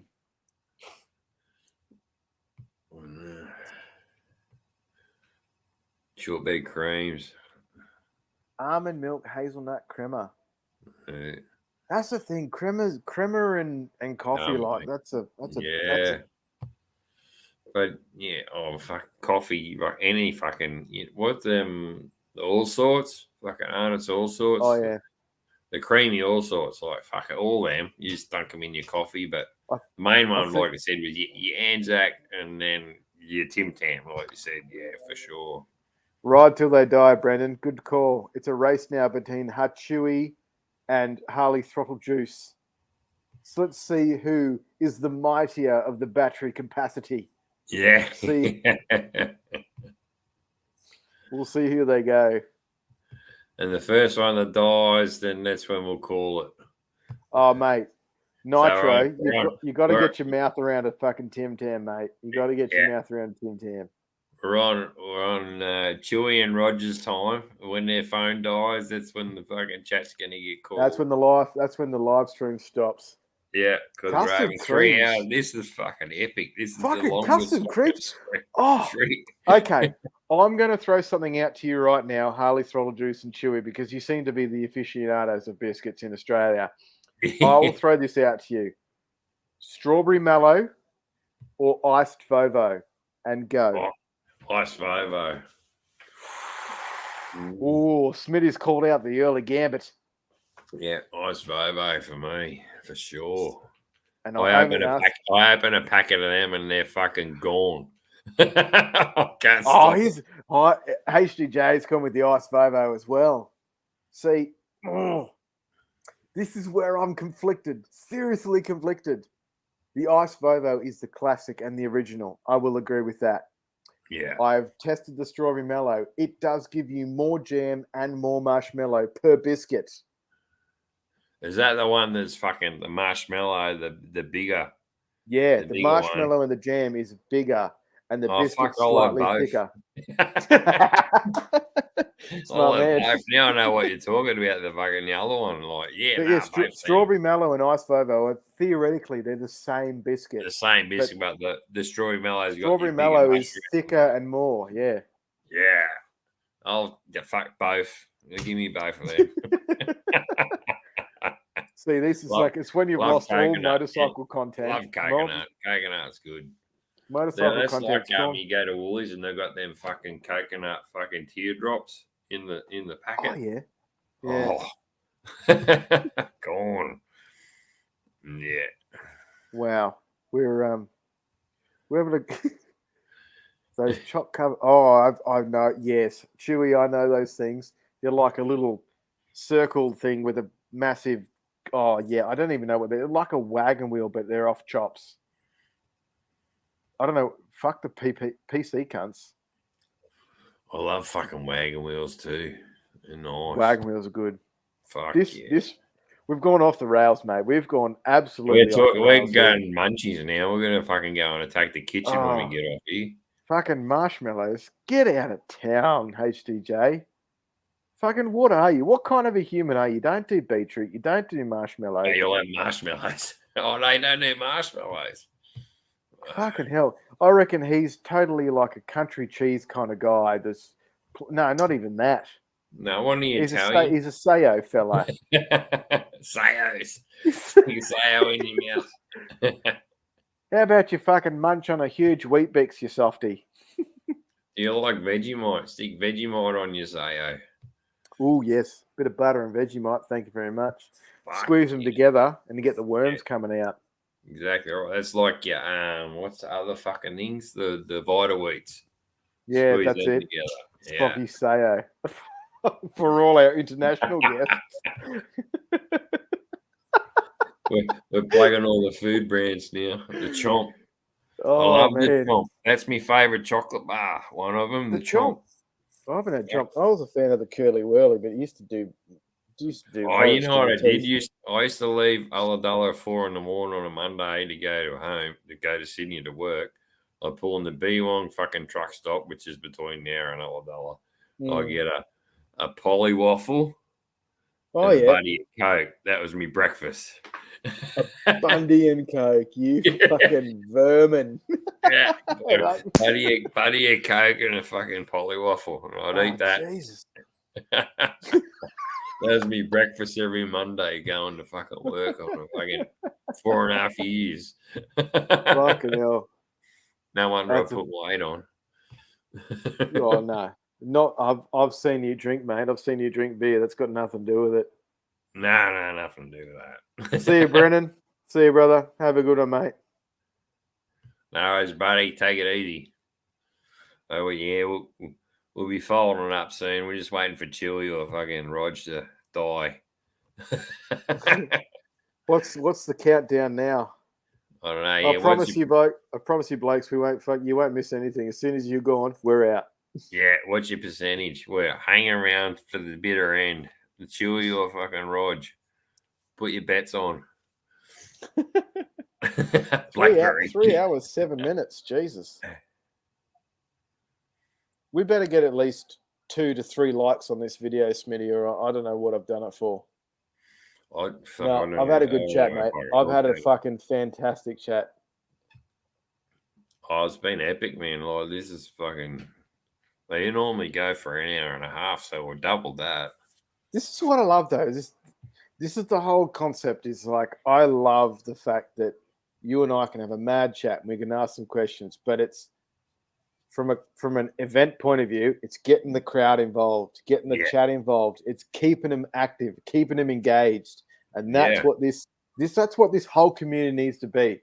Everyone could do their own individual thing, but everyone needs to be engaged, and that's what will build us as an Australian community of motovloggers, is engaging each other and engaging them well. Go, hey, hello, we're down here. Check us out. Like we are doing things. We're down yonder. Exactly But right. no one likes being left out. That's the thing. No one wants to be a lone sheep. But there are a lot of lone wolves in the States. Like, here's Peaches. Like, here's another stranger. Like, Peaches has dropped in. Like, it'd be early over there, and like it's late here. Fucking 11:20. But Peaches 79. What's going on? Morning Peaches to you. Dropping in, yeah. It's awesome. Like, having that bike event like 2 weeks ago, and like knowing everyone's still buzzing. Like, I know I am, and it was fucking 2 weeks ago. And I'm still yet to do my video. You saw my last video. There's literally a 22-second section of the meetup the next day. But you know what? I love that. Like, I've driven and like with who put their video up? Spence put his video up. He did the King's Highway up the Clyde. They said, mate, I've travelled that all my life. And I said, and you've still done what I am yet to do is ride it. I've never ridden it. I've been up and down in a car. Fuck, Yeah. I'd be rich. You know, like it's just, I've been up the Clyde, up and down the Clyde way back when it was a goat track to what it is now. Like, it's just, I'm yet to do it on my bike. And Too right, Chew. It was a fucking great event. exactly. That's the thing, though. Is like that's something that this is why I don't release videos as much as other people release videos, is because I don't think about the filming before I think about the ride. I literally go, there's my key, there's my bike, on, let's fucking go. And I don't have cameras. I have my phone on me, but even still, I don't film because I'm just like, I'm in the moment. And I'm like, sometimes when I get to that state, I'm like, filming is an inconvenience to the thing that I'm doing at the moment. It's like Chris messaged me. I messaged Chris and said, like I said, has anyone got any pictures of me at the meetup? Because I did that last year as well. Because like you just get in throughs with everything, and you just fucking mingle. Like I'm a happy drunk. I'm a party person. Like if there's something Fucking oath you are. going, like that's it. Like I'm fucking. There's cameras the last thing on my mind. Like I'll go and fucking mingle and have That's a drink. it, mate. You're a memory man, though. Like you're in the midst of things happening, and you remember it because you were present. It's not because Exactly. you filmed it. Yeah. And that's the thing. And It's then like that's what I love about. I'll ask for footage and all that, and then I'll sort of entwine it all together in order and whatever else, and then create my memory of the event and definitely next year I'll be riding, that's for sure, because it's only up the road. Because none of you guys have seen my bike yet. I've never seen your bike. I've seen your bike on Insta. All you guys have only seen it on video. You haven't actually seen it in real life. So No, I've seen it in the garage. That's it. Yeah, and that's what I'm keen. I'm keen to show you my bike, and you'll be impressed. I think for sure for the age of it. What Chewy is just saying, like this, it's sometimes it's premeditated. Like I find the same things, Chewy. I have to actually think about filming. I have to plan to do it because I'm so much happier to just go, here's the keys, get on it, throw the leg over and shoot some kilometers down the track. I actually have to think, oh man, but this is the thing that shits me as well, is because I'm like, I don't do it for you guys, and I do it like I said earlier, I do it for me. I'm like, I get upset with myself that I have to film something. And I'm like, oh, I should film something. Yeah. But then when I do, as soon as I start filming, saying that, I'm upset right at the beginning. But as soon as I start filming, I'm like, there's a storyboard. I have this fucking idea in my head already. I'm the same. I got the ideas in my head. Like I got fucking heaps of ideas in. I still got full drive videos footage of 2 years ago. I want to get out, and it's still in my head how I want to plan it. But it's just the editing time to do it. And whenever it's sunny, I want to get out and fucking go. So I'm not going to sit in the house and edit when it's sunny outside. So, especially at my age. So, it's there's plenty of footage to come. It's just when I get around to it, that's the thing. It'll be either I'll still do fresh stuff and I'll do old stuff, but it's going to be a mix. So you'll see when I fucking comment on it, say, "Oh, this is old. This is a couple of years old," but it's still going to be good footage. So yeah, that's the way I try and salvage stuff. I've done one video where I've thrown old stuff together, and it was just to get a video out, and it is the least well performed video on my channel, completely. Which just goes to show to me that the effort that I throw into the story and the vibe of whatever the video I throw out is like it's more investment into throwing new shit out than recycling old stuff. My But then most again, successful video is that short I did of Brendan chatting around the fire with Steph, and it was just in sync where I could just loop and loop and loop and keep playing. I yeah. got 1.4K fucking views of that, and that's the biggest thing I've ever done. See, Yeah. Brendan's my golden ticket. He's my golden egg. Yeah, that was a spin out. Like that's just I was saying that, and then Steph's going, "Oh yeah, like this," and it was just I said, "Fuck, that's looped perfectly." So I just bang, I'll chuck that up there, just as a Yeah, fucking bit it's of a quickie. insane. So we were Uh, talking about that earlier in the main chat Yeah, about shorts for everyone that's doing them. I had a short going and I had something like 300 views or whatever, and I'm just checking on it literally right now. I changed the title of it to something so generic, and I had like 1,700 views, yeah, which is insane. It's the same context. Yeah, it's my latest one, which was I watched it. It was the trip. It was once I got in my driveway. It was literally, I was like, home time. That's what I put it up as. Got no views. I yeah. changed it to "She's So Dirty." There is now 2,000 views on that video. Yeah, exactly right. Like how the fuck does this shit happen?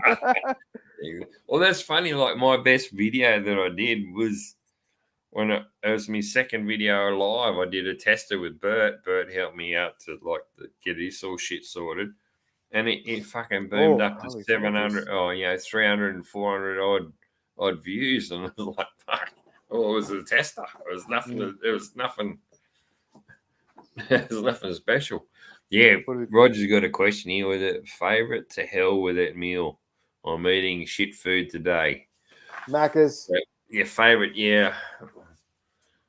Obviously, fucking KFC or Red Rooster. I love Red Rooster, but Red Rooster's got to be healthier than KFC, I think. I'm a Zinger box man. I love Zinger boxes.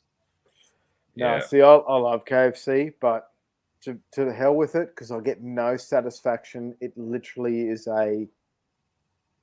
it's substance that fills me Yeah. up for about this long is Macca's. Macca's, yeah. Macca's is just to me, it's just a thrower moment. It doesn't matter, and I will happily tell you when I go to Macca's, and large Big Mac meal, pizza 6-pack of too. nuggets. Like, pizza is just fucking go get pizza. I think pizza's got to be in. I think pizza's your I number love one pizza fucking chuck though. away meal. Just get 3 or 4 pizzas and we'll fucking hook in. Well, then you got Chinese too. Fuck yeah, it's a big red. No, Yeah, well, pizza. Chinese I think. is all your fucking MSG. Yeah, I think pizza. No, Macca's Bonnie, is my throwaway. what are you doing? Come here. Look. Hey, doggos.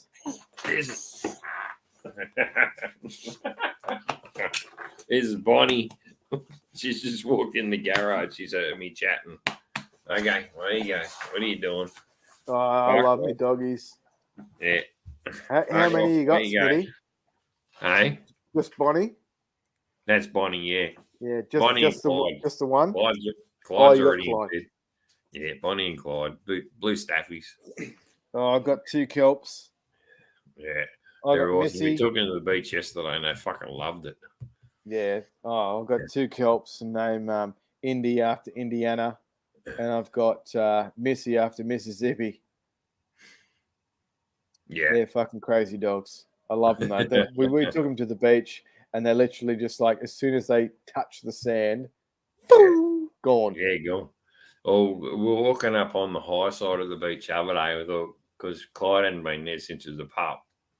And we thought, we'll keep it up high, trying to keep me out of the water. But nah, Clyde's gone, nah, fucking straight to the water and eating the salt water. And we thought, fuck, I hope you don't spew on the way home because that's what he used to do, eat too much fucking salt water and chuck on the way home because it's a 20-minute drive.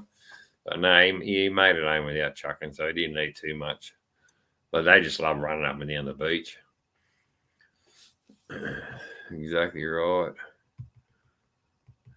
I was trying to catch up because I've got like the StreamYard thing over here, and I've got the YouTube chat on the side. Yeah.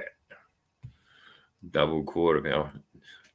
If I want a quick fucking Macca's, I get the quarter pounder. It's just fucking easy and quick. Oh, yeah, Harley Sorrel juice with the KFC popcorn, mate. I will fucking eat that like a dick. Yeah. Gone. Love that shit. Exactly right. But KFC, yeah, Zinger box, Zinger burg, Zinger See, the burg. KFC for me, it's always a 2-piece feed with an extra dinner roll and swap out the potato and gravy for a gravy. And then the 2 dinner rolls is just full gravy. Oh, and Clyde's put as in bed, much bolt chicken bucket. salt. Clyde's in bed. He's fucking snoozing. Large double tender meal popcorn. Oh, good call. Good call, HCJ. Yeah, I can fucking respect that. Double tenders. Not bad. Not bad. I've moved over to the Red Rooster. I'll get half a chicken and fucking chips. see Red Rooster. I'm all about the wraps. I like the Yeah. chicken in the wrap. Actually, I'm like that with Macca's now. I'll get a Caesar wrap at Macca's, and it's fucking so Yeah, right. nice. I had that one just the other day. Normally, I'd just have fucking quarter pounder meal or Big Mac meal or something just to fucking do your buy. But I had this, 2 or 3 days ago on the weekend, we had a Caesar wrap and with like it's just got chicken strips and all that in it. Fuck, it was really nice. So I said that's my new go-to for sure. There you go. I'll fucking have to check that out. Yeah, the Caesar wrap, man. And you can get through a Macca's drive-through on a motorcycle. If it's not too obnoxiously loud, exactly. you can do it.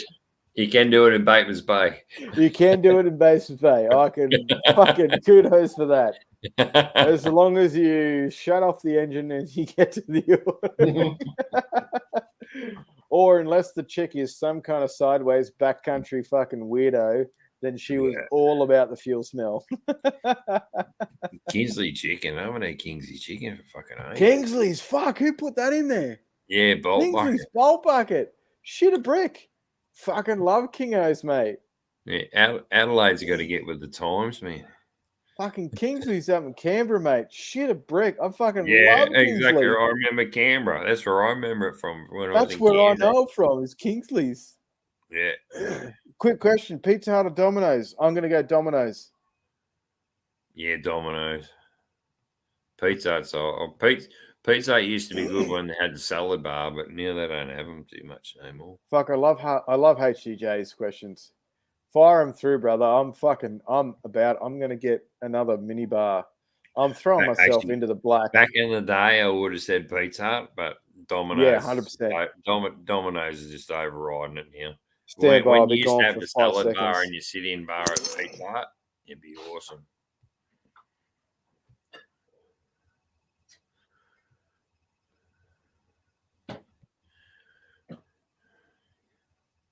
The Hut. You go in the Hut. With pineapple. I thought you didn't like pineapple. No, he doesn't like beetroot. No, I have to say though, the Domino's thin crust pepperoni is. I love pepperoni. It's no fuss, no muss. We're at a local pizza hut here, a pizza joint here called Toppers. Yeah, and they do it like a mid crust. El Toro margarita. Well, I just found it in the fridge. Yeah, have a crack.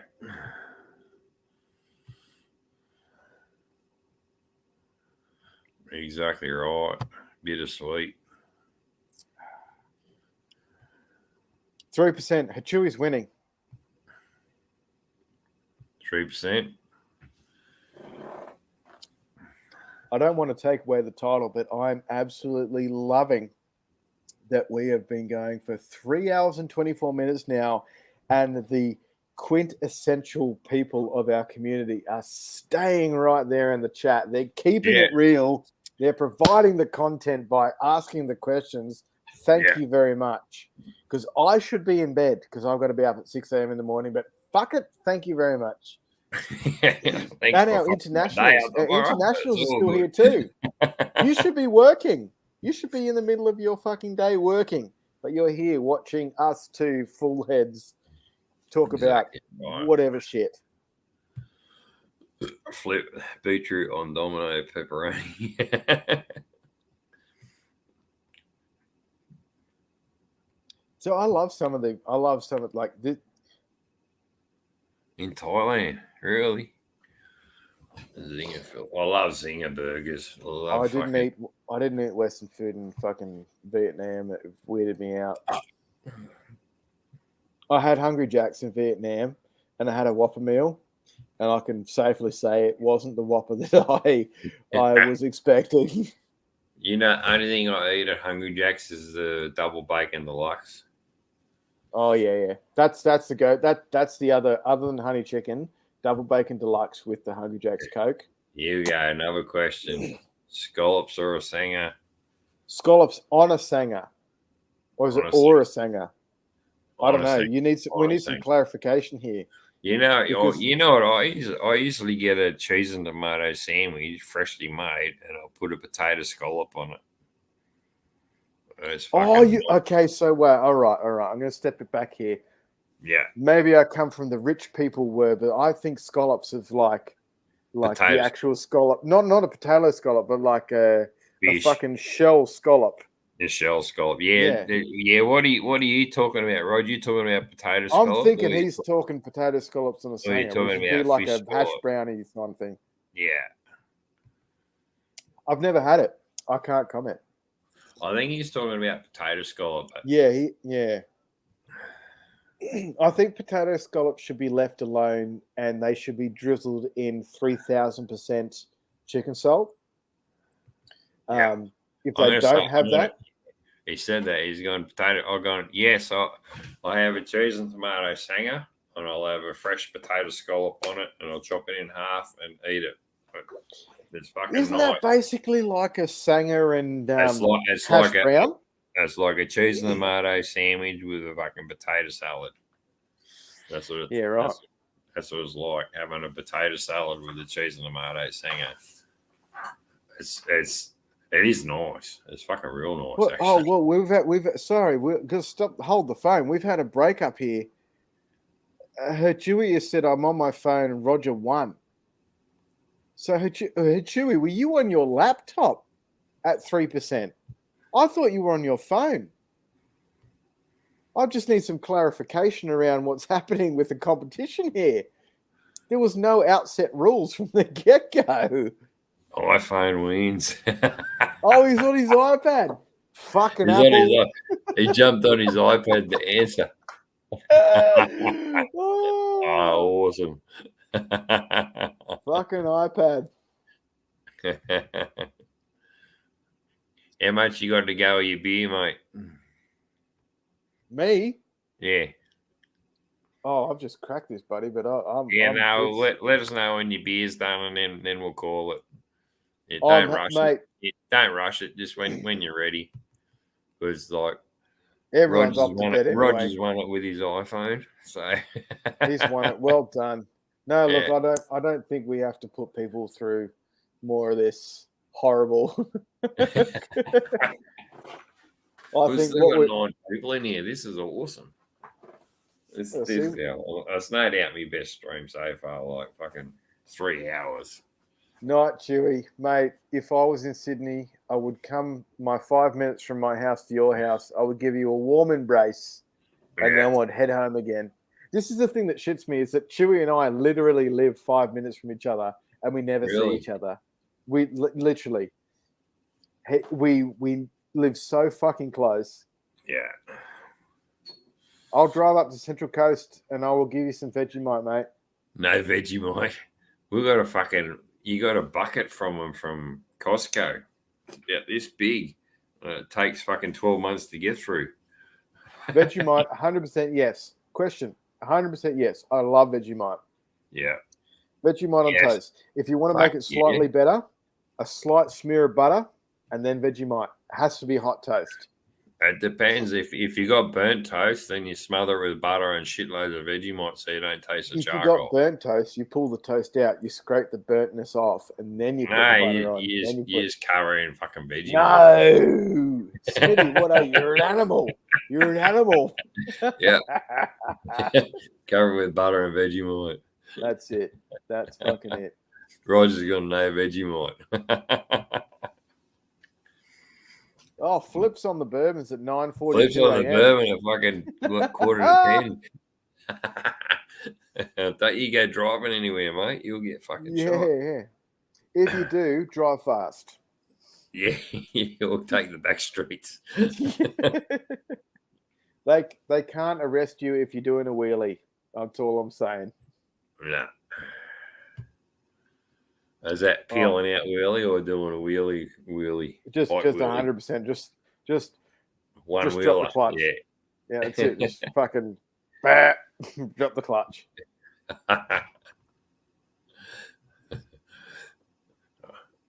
The old bucket said it. Rogers on a Oh, straight. Harley, fucking Heart Chewy, don't. No, it's not just you, mate. It's me too. We need to make an effort together as a team like this. We need to make a good effort. To be he doesn't together. eat tomato either. What? Fuck, you're just a meat eater. You're carnivore. Actually, it's funny you say that. Like Brendan, I know he's gone now, but he can't, like, literally when he orders pizzas and things like that, he's allergic to garlic. Yeah. So, Fuck, we when have he- shitloads of garlic. Yeah. yeah, well, this is the thing is when he tells people, it's like, oh, you tell someone off a cuff, it's like, oh, I don't eat garlic. He literally goes into a pizza place and goes, I'll have a ham and pineapple, or I'll have a supreme, whatever. I said, do not put garlic on that thing, or if you do, I will fucking die. Yeah. And stares them in the eye, and they're like, Yeah. oh, okay. I suppose it's like a fucking peanut disorder. It was the same thing because one of the first times we went out we just had like fucking burgers and shit together and chips. They had a truffle something or other on the chips, and they must have had a garlic or something in the chips because he ate the chips, and he's obviously so in tune with it. He immediately had one chip and he felt his throat starting to close. He goes, "Oh fuck, I'm done!" Like that instantaneous. So now he's so serious with it. It's full So, of right, you can't have fucking oranges or lemons or anything like that.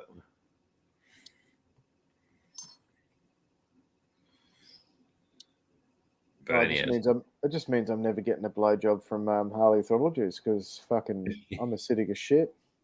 Yeah. Spewing. You have to get the PhD tester out. He needs to get his battery tested. I don't bounce anymore. Fuck me either, mate. Once I'm down, I'm down. Oh, you guys are having me on. I love it. This has been the best. This has been. I'm going to even say it out there. Like I was on a live with Bolt last week, and it was literally from the cut of the sleeve, which I just jumped on because I was a drunken idiot, and Ebony was with it. Ebony, and this has been fun. I love these lives. This is a good time. Oh, lives are good, yeah. It's I'm definitely obviously keeping it in my channel. I want to try and double up on them, and then just keep on top of me videos as well. Because main thing is like you're paying $25 a month for your StreamYard, and YouTube's obviously not as much as that, but to get your money's worth, you're gonna have to do more lives per month to get your money's worth out of it. The thing is, I pay subscriptions for music for my YouTube channel, so I've got to make videos. Yeah. Well, I refuse to do that. I just fucking steal it from the fucking internet anyway. I'm not going to get monetized, so I'm starting to record my own music. I've got music that I've recorded, but I'm going to start introducing it into the channel. Music, and they can't fucking harm you for sure. But, actually, I'd got a copyright ban on one video that I did, which was my music that I Yeah. recorded, but I used a section of music that was an Apple loop, and Yeah, it got fucking banned because of that. Yeah. because of that. And I literally and I just went to YouTube, da da da da. I said, "This is from Apple loops It's from funny you say Logic." that. I did that one. I got a video in there. It's like the Ellenborough one. It's all a story about how this fucking insane fucking this murderer killed this mum and the kids up at Ellenborough Falls, and I was telling a story about that, and I'm riding along, and at the starter I had Slipknot's fucking we are not your kind fucking Yeah. theme on it at the start of it, where he's just being real creepy and all that. I thought it fucking was going to suit it did suit the video. Then I got a thing that says your video will not be shown in parts of these countries. And I said, well, yeah, okay, so what? Oh, yeah. So, who like- gives a shit? Your video will not be shown in these countries, and it's like the Middle East.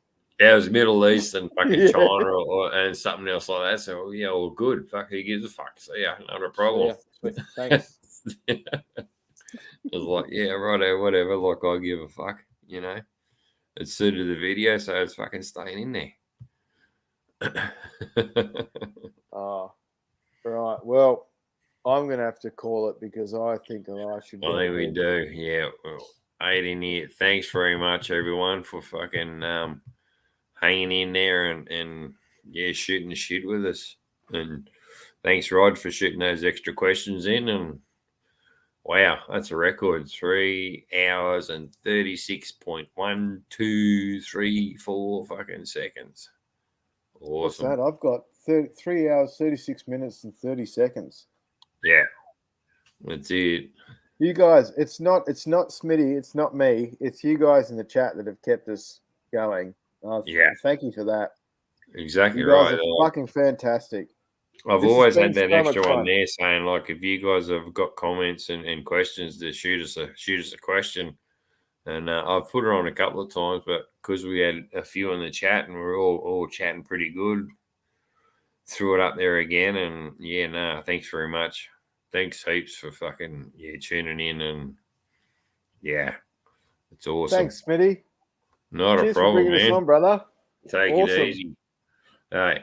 Hit the like button on this one for sure. And Hit the subscribe on Smitty's channel first of all. Hit that subscribe button. Hit that like button because this guy's got a lot of stuff coming. You all know him. And if you can feel bothered after doing that to refresh your page and come to mine. I can tell you the secret. Obviously I got the meetup video coming, but according to 2 or 3 pubs on the way down. So there's 2 or 3 pub videos coming also. And yeah, I'm keen to get out on the bike, and I'll do a few bike ones very short. I know I do have 2 in the mix, but I want to get out and do a couple of bike ones as well to keep it all in the mix. So thanks very much, guys, and everyone. Thanks, Peaches, for calling in. I know it's late. Cheers, Peaches. Thanks for all the internationals. Yeah, thanks, Flip. Fucking, you're a legend. And yeah, when you get healthy, Flip, let us know, and we'll get you on the chat. Well, I'm sure all of us Aussies would like to have a chat and hear what you say with the questions also. So cheers, everyone. Thanks very much. And Cheers, thanks for coming.